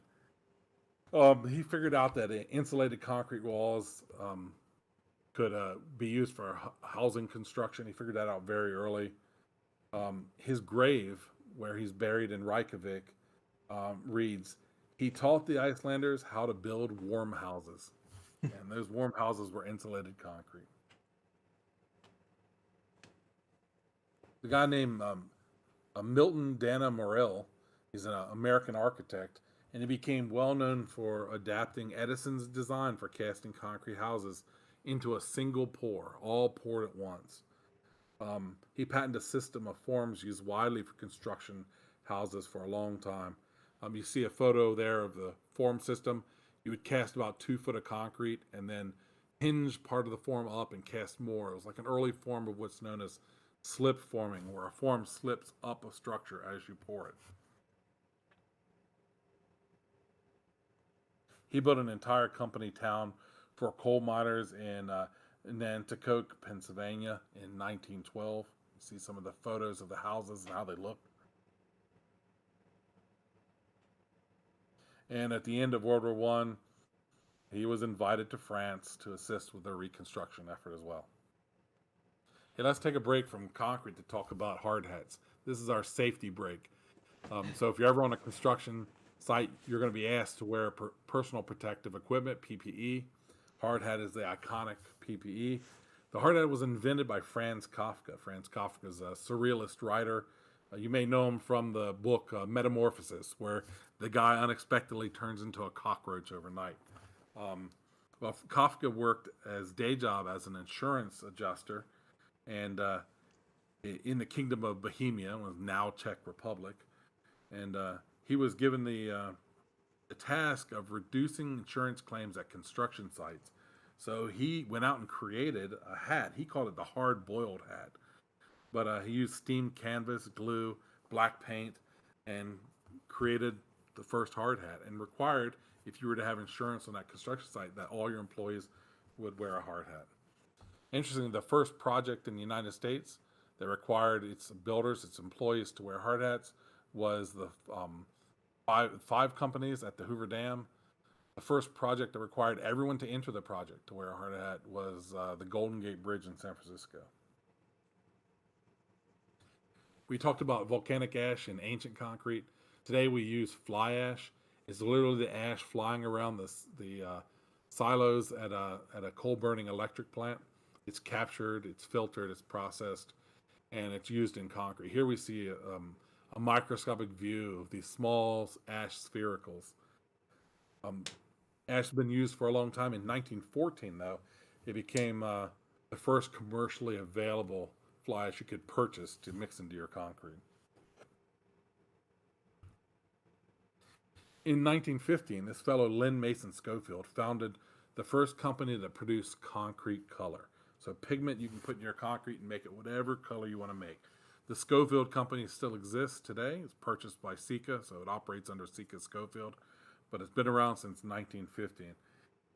It's interesting. He started his first factory in Douglasville, Georgia, which is no longer there at this point, but he moved to California, and he was having a hard time getting things off the ground there.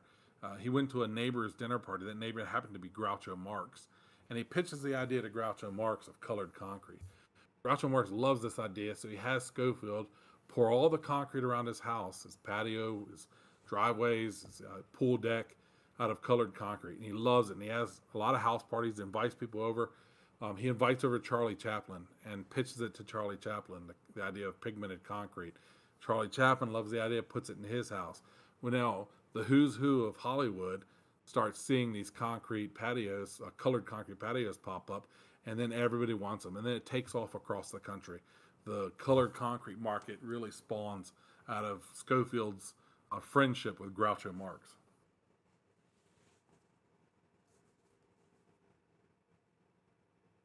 So in 1915, there was a cement company called Three Forks, Portland Cement Company, no longer around.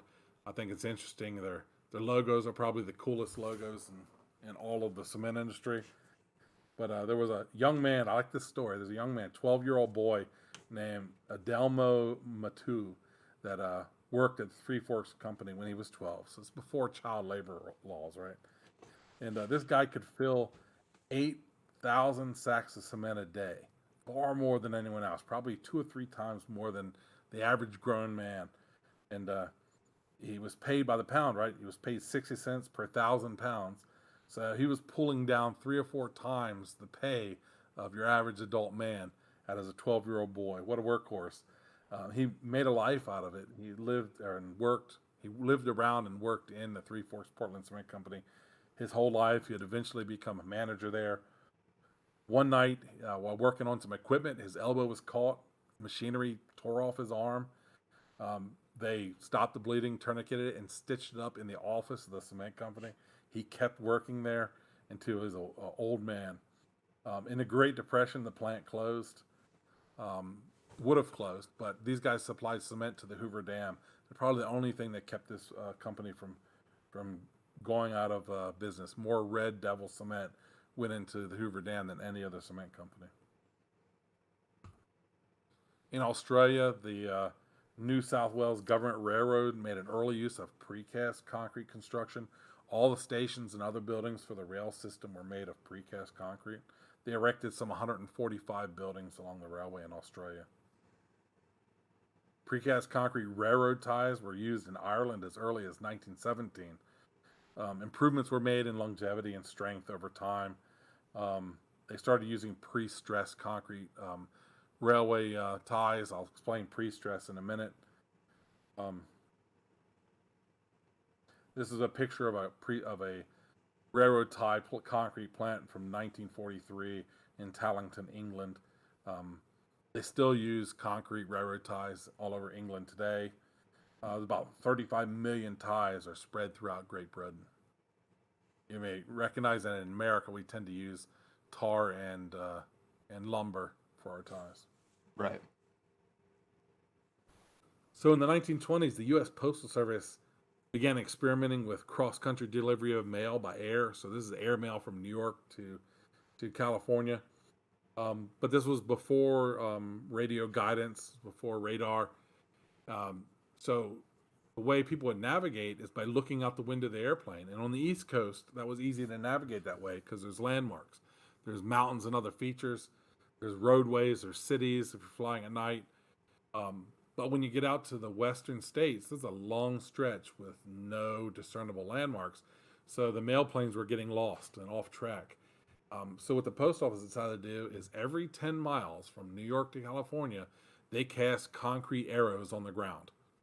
You see one in the photo here, a giant arrow made out of concrete pointing the way. And these were sometimes were painted to make them more bright, and lights were put on them for flying at night. But the airmail pilots would just look out the window and follow the dotted line across the country. Some of these still exist. Most of them have been removed because of building towns and roadways and whatnot. But yeah, you can still follow those dotted lines for a lot of Utah.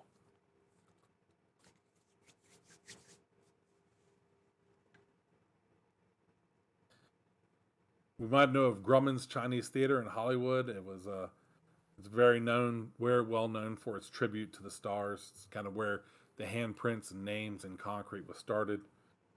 There's all kinds of handprints and footprints of celebrities, and they're preserved in the forecourt of the theater, and it's nicknamed the forecourt of the stars.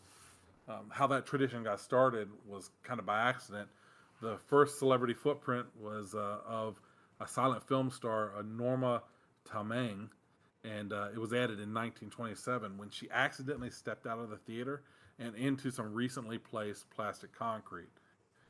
That gave Grumman an idea, though, and later that became the theater's most famous feature, was this. It all started by accidentally stepping in concrete. In 1927, the German engineers Max Gies and Fritz Hall came up with the idea of pumping concrete through pipes. They pumped concrete to a height of 125 feet and a distance of 130 yards. It's we can do much more than that today, but that's pretty remarkable for the 1920s to pump concrete that far.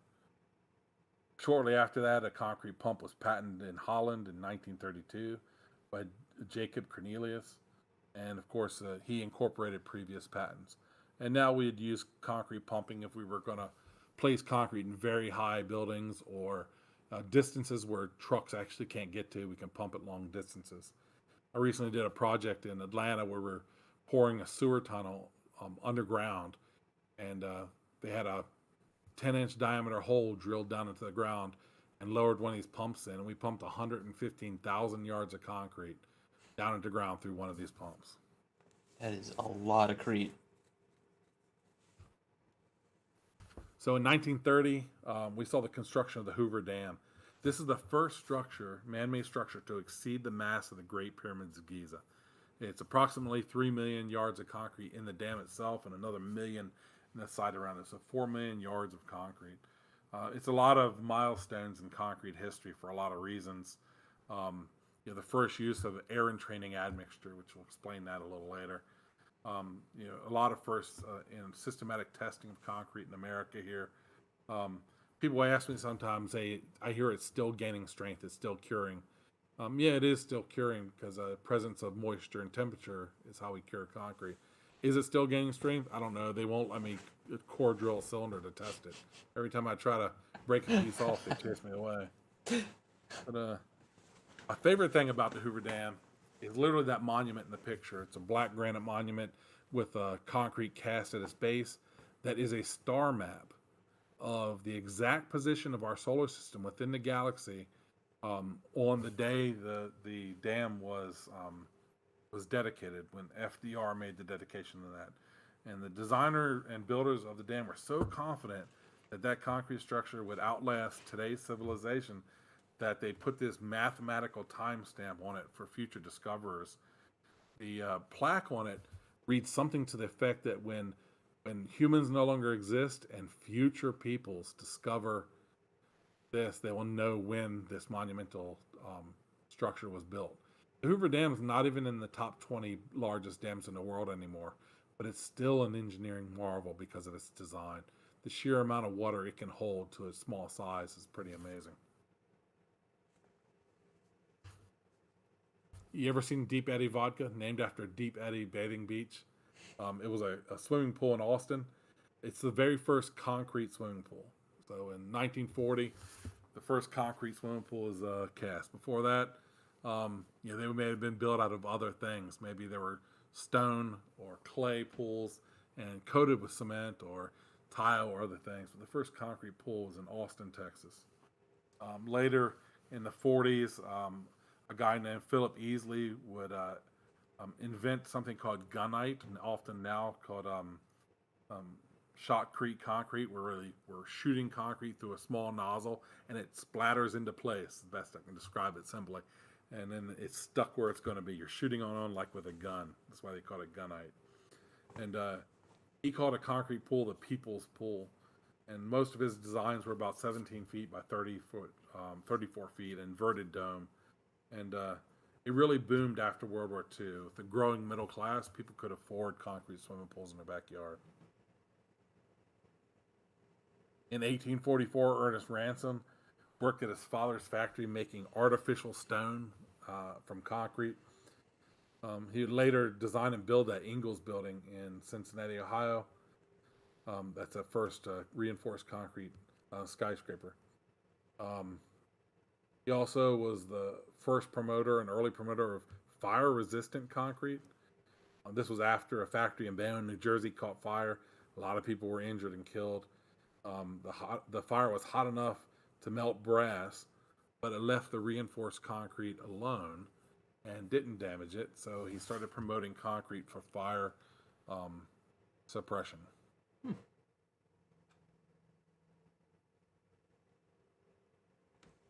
Let's talk about World War II. I told you this was a place for history nerds. We can't leave out World War II. What I think is interesting about World War II and concrete is how each or many of the countries that participated in World War II utilized concrete in the war effort. So this in the photo is the concrete fleet. It consists of about 24 ships that were cast completely out of concrete in the port of Tampa.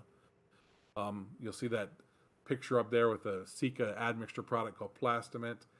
That's a water reducing and a retarder. It slows down the set of concrete that was utilized, the only admixture utilized in the concrete construction of these ships.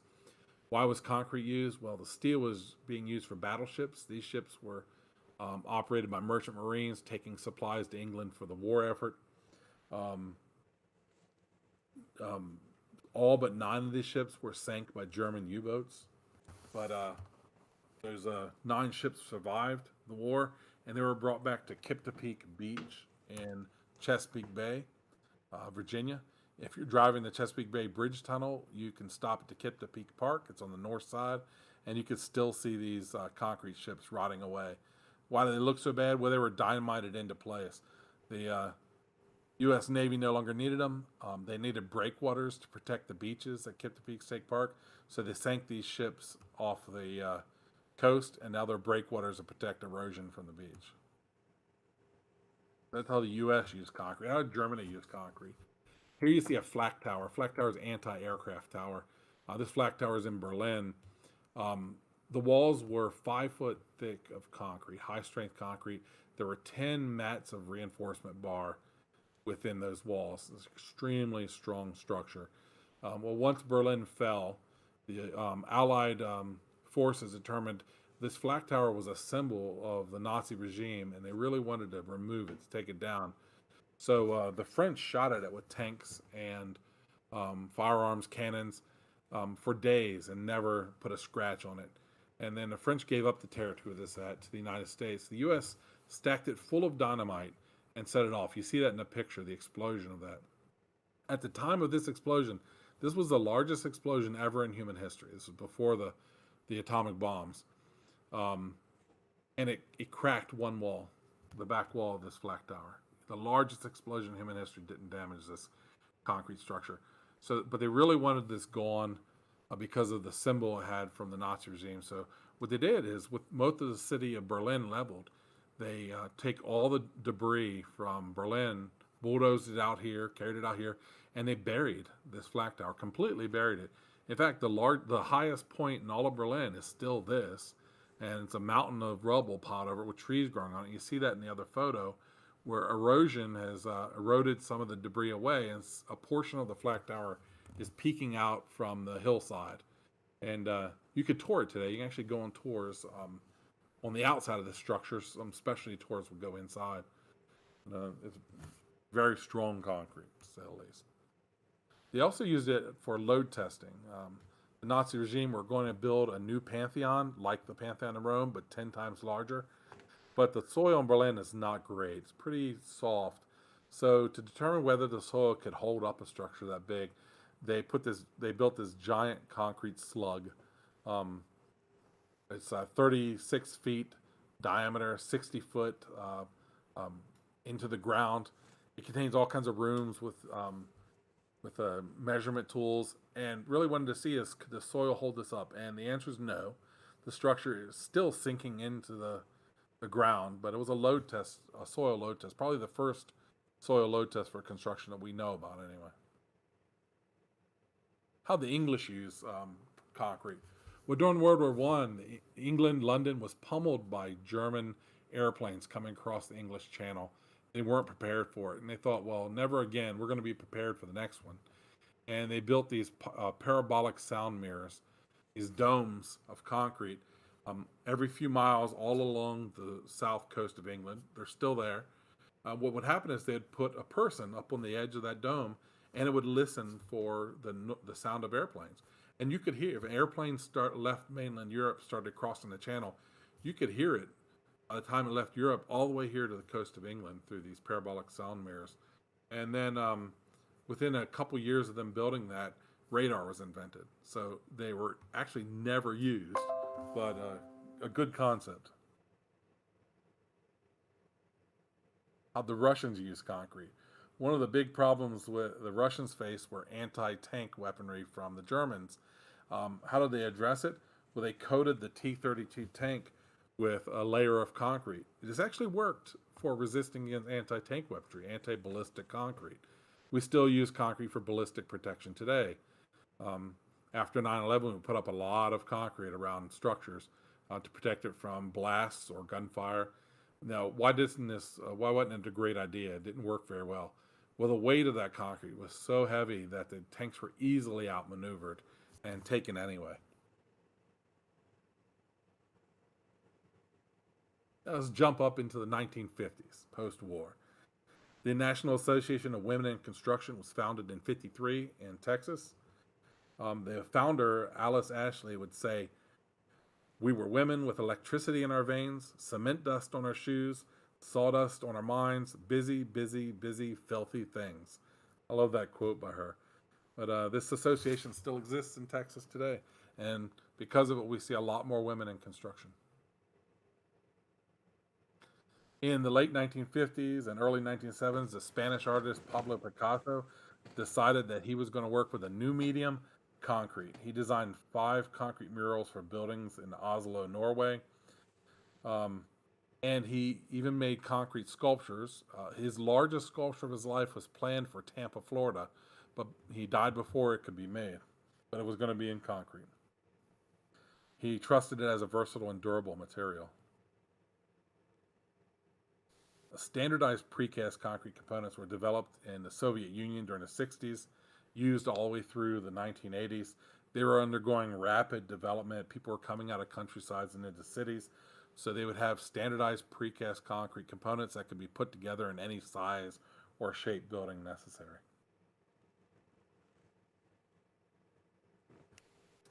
When the U.S. Army Corps of Engineers spent a lot of time in Southeast Asia, there was issue with availability of reinforced steel bars for reinforcing concrete. So the Corps of Engineers developed this book on bamboo reinforced concrete. This is a conversion manual. If you have a steel reinforced concrete design, you can convert it into bamboo rebar for if that's all that's available. I'm sure this came in a lot of came to be of a lot of use, right? Yeah, absolutely. It goes into the process of treating the bamboo, splitting it, and drying it. But it's pretty funny now to read. If I copy of this to show it to engineers, and engineers usually get a pretty good kick out of the concept of bamboo rebar. Interestingly, though, it's kind of making a comeback with steel being so expensive. There's areas of Asia now which are returning the idea of smaller structures. We're not talking bridges and buildings, but smaller concrete structures being reinforced with bamboo. You can't talk about concrete without talking about brutalism, the architectural design style. One of my favorites. This brutalist architecture style flourished in the 1950s through the 1970s, and these buildings are usually like a striking, repetitive, angular geometrics, and they reveal often the texture of the formwork, whether it's wood forms or you see form seams in it too.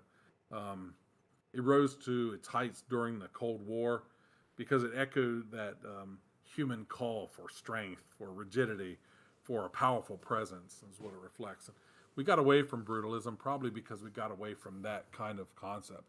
It probably was the end of the Cold War, which really ended the popularity of brutalism.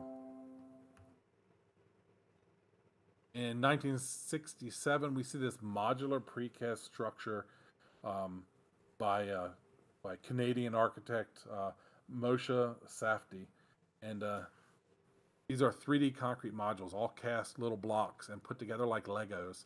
It's a striking shape, and this really started the first modular concrete construction. We're more practical about modular construction now. We're making prisons and schools and some housing out of modular construction like this, but they look much more practical than this fanciful design called Habitat 67. During the Cold War in Albania, the country was very isolated, known as the most isolated country in the world in the late 1970s. And during that time, they cast 13,000 of these little precast concrete bunkers because they were expecting the next war to happen right where they were at. Well, those bunkers never were used. Right? There was a lot of paranoia, but it never happened. And now, some 50 years later, those bunkers are being used now as playground equipment, as barns, as grain storage. In the town, some of these have even been made into pizzerias and cafes and ice cream shops. So we can't talk concrete without talking the Sydney Opera House. So you can picture it in your mind if you're listening, or if you're looking at the screen, you see a photo of what they call sails. That's the white, really sail ship kind of shape on top. Those are all precast concrete sails. The white is white concrete. And then all the structure under it is cast in place concrete. Each one of those white sails is an individual piece. They don't repeat at all. There's about 200 feet above Sydney Harbor there. But also interestingly, it goes about 120 feet beneath the water. And that's a parking garage. It's the world's deepest basement. It's 12 stories of parking beneath Sydney Harbor made of waterproof concrete. In the 1980s, we see the invention of self-consolidating concrete in Japan. So in order to consolidate concrete and make it strong and durable, we tend to vibrate it. But this is concrete that no longer needs to be vibrated. It's flowable. It flows into place and consolidates on its own. And developed in Japan for large-scale projects, it moves through Europe in the 90s. It moves to the United States, adopts it around the year 2000. In 1988, I make my first architectural concrete piece. On the screen is a photo of a colored concrete barrier wall for the Baltimore-Washington Parkway. If you drive the Baltimore-Washington Parkway between DC and Baltimore now, you'll see that wall, and that's the first concrete I replaced when I was a very young man. Here you see the Burj Khalifa. The Burj Khalifa is currently the tallest building in the world in Dubai. The Burj Khalifa is made of concrete. It's a concrete structure. Our demand for height and structures has surpassed what steel can do. So now we're constructing these structures out of concrete to reach the heights they are now. In a few years, this will no longer be the tallest building in the world. Currently under construction is Kingdom Tower in Jeddah in Saudi Arabia, and that will be significantly taller than the Burj. And once again, it's also a concrete structure. In the early 2000s, we see the development of something called ultra high performance concrete. It's really sticky, kind of almost a pizza dough consistency concrete with no stone in it. It's very fine materials, but it's extremely strong. So the sidewalk and driveway in front of your house may be 3,000 psi. The buildings you go into downtown maybe 5,000 psi. The tallest skyscrapers maybe 10,000 psi. This concrete is 30,000 psi, 3 times stronger than any concrete you would see in the city skyline. And you see here a bridge on the screen. This is at Sherbrooke University in Sherbrooke, Canada. And this is known as the world's most expensive pedestrian bridge. This is ultra high performance concrete. There's no steel reinforcement in that. No rebar in that structure at all. It's a very thin 60-foot span bridge, with this concrete being so strong with flexural strength that it doesn't need steel rebar. So we've come back around to building things without steel rebar now. In the 2010s, we see the large-scale rollout of 3D printed concrete. You see in the photos kind of the aesthetic of 3D printed concrete, but any kind of shape you can imagine, you can print out with concrete and relatively quickly. There was a project recently done in Austin, Texas, where 10 houses were completely printed, 900 square foot homes printed out of concrete, and the cycle time was 24 hours. So it could print a house every 24 hours, 10 days to make 10 houses. How big is the printer is a question that showed up in the chat. So there are various size printers. There's a guy in Utah now that has a printer that's a 25-foot cube. So it can make anything that could fit within a 25-foot cube, any shape you can imagine. The one in Texas had a significantly larger printer. The printer was developed. The size of the printer was developed for the house size, for that 900 square foot home. So it wasn't even cube shaped. It's a little elongated. It was basically built for the size of that. The U.S. military used 3D printed concrete to make barracks in Afghanistan. You could pop up and print a barrack really quick, and their printer was 50-foot cubed. So anything you could imagine within a 50-foot cube, you could print. Currently, the Sika Corporation has 3D printers. They move around the country that are relatively small, maybe 6-foot cube, and decorative concrete pieces are cast out of it. Down to, I've seen a 3D printer that's extremely small. It's like a 1-foot cube, and it just made tiny little vases and decorative pieces. Let's see let's roll into this phosphorescent 3D printed concrete. So here's an example of some of the stuff printed by this very small printer. When this concrete's exposed to light and then put into darkness, it'll glow in the dark. So with exposure of a couple hours of sunlight, this will be phosphorescent for an entire evening or night. What's the use of 3D printed concrete? Well, you can think of aesthetic reasons to use it, or safety reasons to use it. Maybe arrows that could be put into concrete that light themselves after exposed to daylight. So lines on the roads, things like that were self-lighting and take zero energy to do.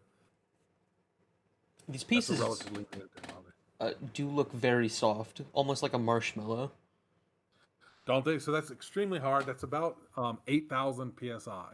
So that's stronger than the concrete building near your house. But when it's printed, it's very soft and fluffy for about 30 to 60 seconds before the next layer comes back over it. Oh, not very long at all. No. And the concrete mixture is designed using chemicals to set very quickly. If you wanted to speed up or slow down the printer, you would have to select a different concrete recipe based on the speed of the printer, of how fast that concrete would set.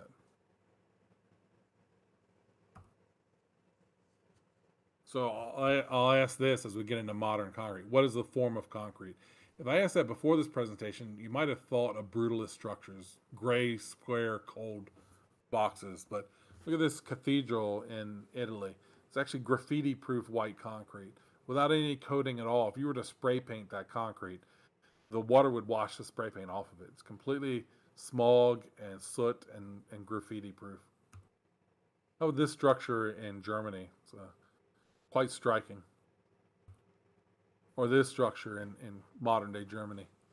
The concrete starts to defy the concept of it being cold and gray and boxy.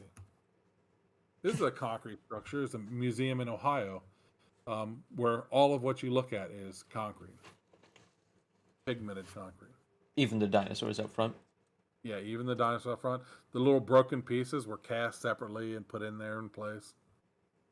Concrete starts to become very fanciful, a fanciful building material. It becomes, that's why I asked the question, what form is concrete? And the answer really is whatever you want it to be.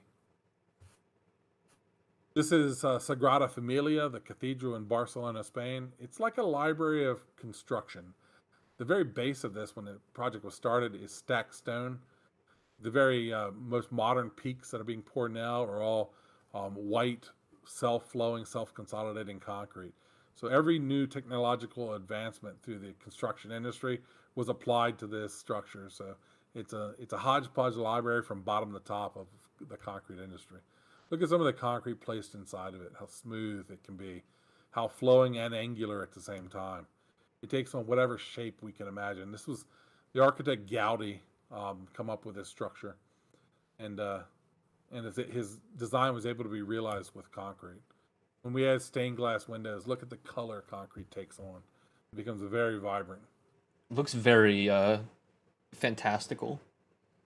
Yes, and Gaudi was very much a fairy tale designer, but it definitely comes across in this, the pinnacle of his design. This is a Baha'i temple in Illinois. This is all precast concrete. It's all cast in a factory and assembled. This is looking from inside out. There's our little air holes. It's in an open dome. All those were individually cast, these dome panels. Very intricate. So think about what is the shape of concrete.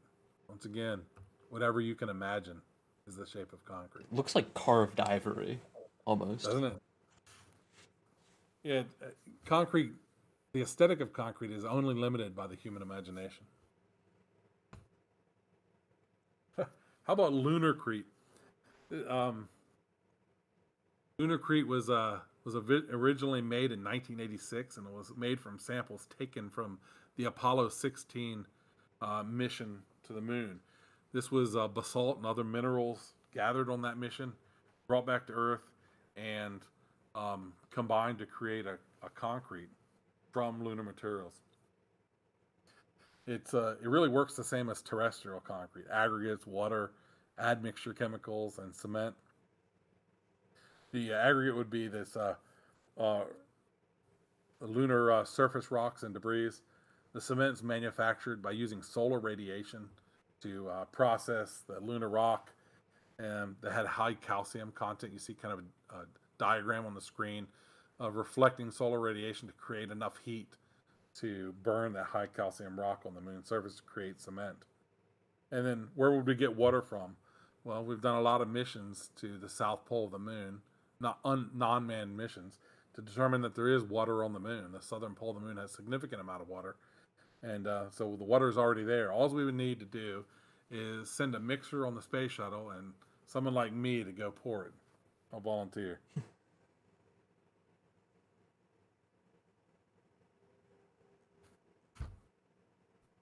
Yeah, oh yeah, on that last slide, you see a base. So when NASA drafts up its plans for extended lunar missions as well as missions to Mars, they all include a base on the moon. Every one of their lunar base designs is of concrete. So in the movies, we often see these tinfoil bases on the moon for that kind of thing. But no, NASA's real designs consist of concrete made on the moon for that base. So we've gone from Stone Age to Space Age, but I want to take a minute to talk about pre-stressed concrete. So it's a different technology within the concrete industry. It happened over, simultaneously with the rest of its development, but it is kind of its own thing. So I wanted to separate it out. Here on the picture, you see a pre-stressed double T structure. When you park in a parking garage, this is what you're parking on. Think of being in a parking garage and looking up, you're seeing the bottom side of this. And if you're parking on, look down, you're looking at the top side of this. And you see that surface you're parking on is 4 inches thick, 4 inches thick of concrete. But what do we mean by pre-stress? Let's talk a little bit about pre-stress theory. So on your screen, you see some examples of concrete beams. The very top, let's say it's a concrete beam we poured. It's either unreinforced or, hey, we even threw in rebar. Now, when we load that beam in the center, it pushes that down so it has negative camber. The beam bends in the middle and cracks on the bottom side of the beam. Those cracks would later lead to further deterioration and the beam would fail. So what we do to prevent that failure in a cantilever beam like that, or regular beam structure, is we put a steel tendon inside the concrete, several of them or many of them, and then we stress that steel tendon. We stretch it out to a specific force. We hold that in its stressed position. We pour concrete over it. Then when the concrete reaches a certain strength, we cut the steel strand from its holds, and then the beam takes on the stress that strand had, and it cantilevers or cambers up. Now, when force is applied later, like a car parking on top of it, it pushes down on that beam back to the flat position. So by pre-stressing this beam, we've allowed it to take on more weight in greater spans, and that's why we do this. So a pre-stressed beam could be, like an example, a parking structure. It could be a bridge beam. Often it is. In fact, most highway bridges in America are made with pre-stressed concrete bridge beams, no longer steel. Some specialty stuff is still steel, but the vast majority of highway bridges are now pre-stressed concrete like this. So when did pre-stress start? Well, it's a lot earlier than you may think. Well, here's an example of a pre-stressed beam. What it may look like after it's been cut loose from its forms. There's a pre-stressed parking deck, as well as an office building where all the columns and flooring systems, everything is pre-stressed. So let's go to the beginning of pre-stress. The very first patent for pre-stressed concrete was taken out by Peter H. Jackson in 1858 in New York City. So pre-stress invented originally in New York City in the 1850s. This is before the American Civil War. Peter Jackson didn't really understand the mechanics of how pre-stress worked, the intricacies of design, as well as the material of what he was using. So nothing he constructed exists today. None of it exists. But we do have his original patent and his original designs to know that he was the first to have this idea. Between 1886 and 1906, the idea of pre-stressing concrete was perfected, though, by this guy, Eugene Fresinet. He was a French professor. He was interrupted, though, during World War I in his design, right? During the war, kind of interrupted everything in France. But he used the Great Depression years to kind of develop an essential pre-stressing equipment, the things you would need to actually do this, like jacks to pull the strand, forms to hold the concrete. And by embedding the tendons, the steel tendons in the concrete, Fresinet liberated the concrete from the necessity to form an arch. So the arch bridge was no longer necessary. We could have a flat bridge. And he really defined the look of a pre-stressed bridge right away, right from the start. We think of how a highway bridge looks now. It's no longer that arch shape. It's just a straight line across the highway. And that was defined early on in the 1800s by Fresinet.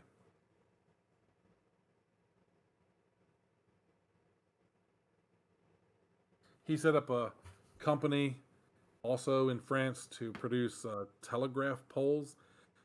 He used concrete tubes made with cement mortar, and he pre-stressed piano wires in there to create reinforced pre-stressed concrete telegraph poles. A lot of those still around, not being used, of course. And that he set up that during the Great Depression. Eventually, with the telegraph falling out of favor, his company failed. He developed the very first pre-stressed strand anchor, or chuck, in 1926. Notice that in the picture, anyone who's worked in pre-stress will know what this is. But this original chuck was made out of concrete and not just steel. So for those not in the industry, what is that used for? This is what a modern chuck looks like. That's how it fits over the strand. And what it does, it holds the weight or the force that's on the strand against a steel abutment, like you see in this photograph. So we stress that strand, stretch it out. The chuck holds it in place while the concrete is curing and setting up. Now, once the concrete's set up to the design strength, we'll cut that strand loose, and the chuck's no longer necessary. But that concept of a chuck like that was invented in 1926. One of my favorite people in this story, pre-stressed concrete found its way to Germany from Fresnay, and with a student of his, who later became a professor, Dr. Karl Maltner.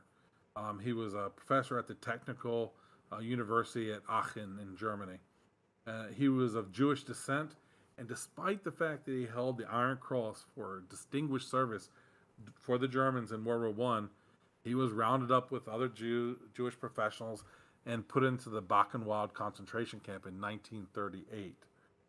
And at that time, in the early years, it was possible to buy yourself out of the camp. So with the help of the British Secret Service, some spies, his family was bought out of the camps, and he escaped from the camps with the British Secret Service. And the British took him to England.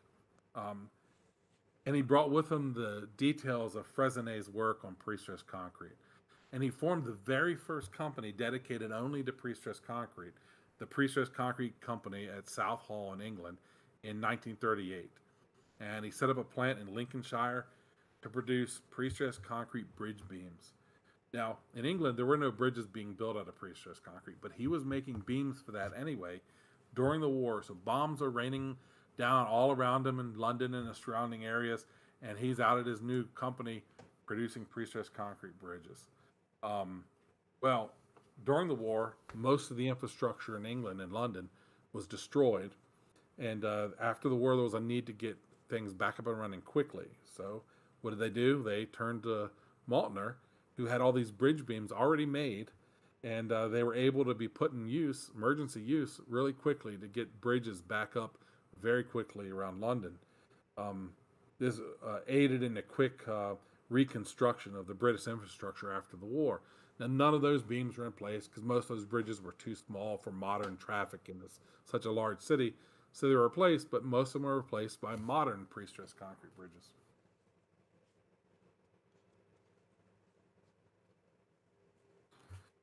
The cooperation between Fresnay and the German engineers of the Wyss and Freitag Company resulted in a 108 feet span bridge on the Autobahn between Dortmund and Hanover in 1938. It only had 4 beams, and they all pointed the way towards the rules of pre-stressed concrete, which are still valid today. You see that shape of that pre-stressed concrete bridge is still the shape of bridges today.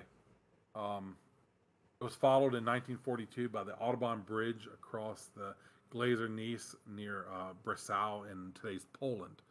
But most of the bridges around the Autobahn are all pre-stressed concrete and have been since the 30s and 40s. In 1939, the German engineer Edward Moyer developed the first long-line pre-stressed casting bed. Up to this point, you wanted to make one beam, you had one form to cast one beam in. But Hoyer develops a very long form where you can set little bulkheads in it and cast many beams in one long line.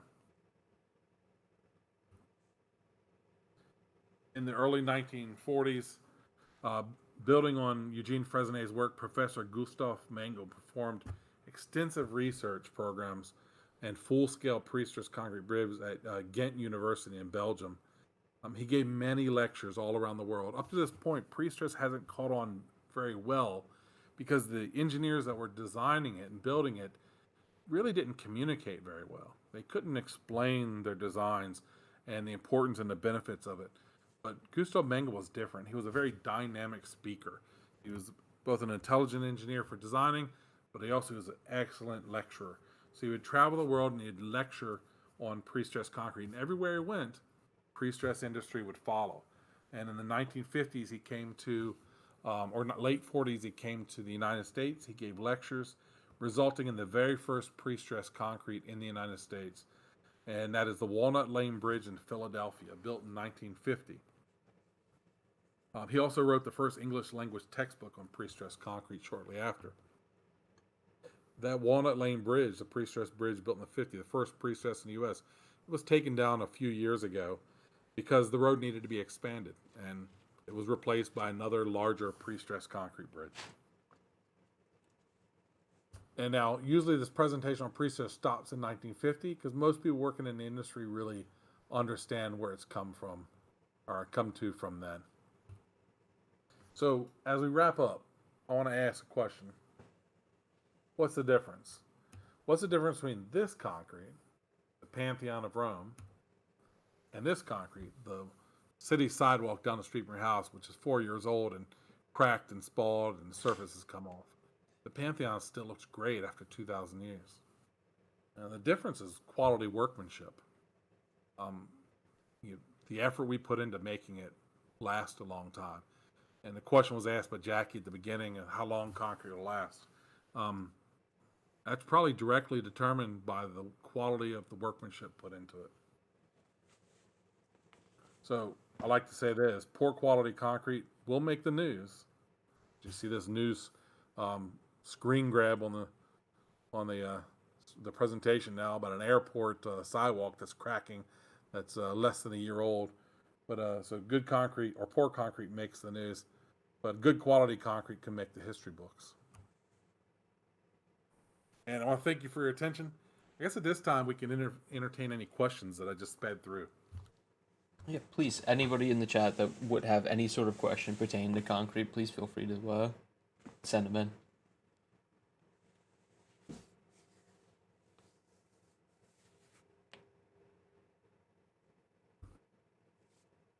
And if not, I want to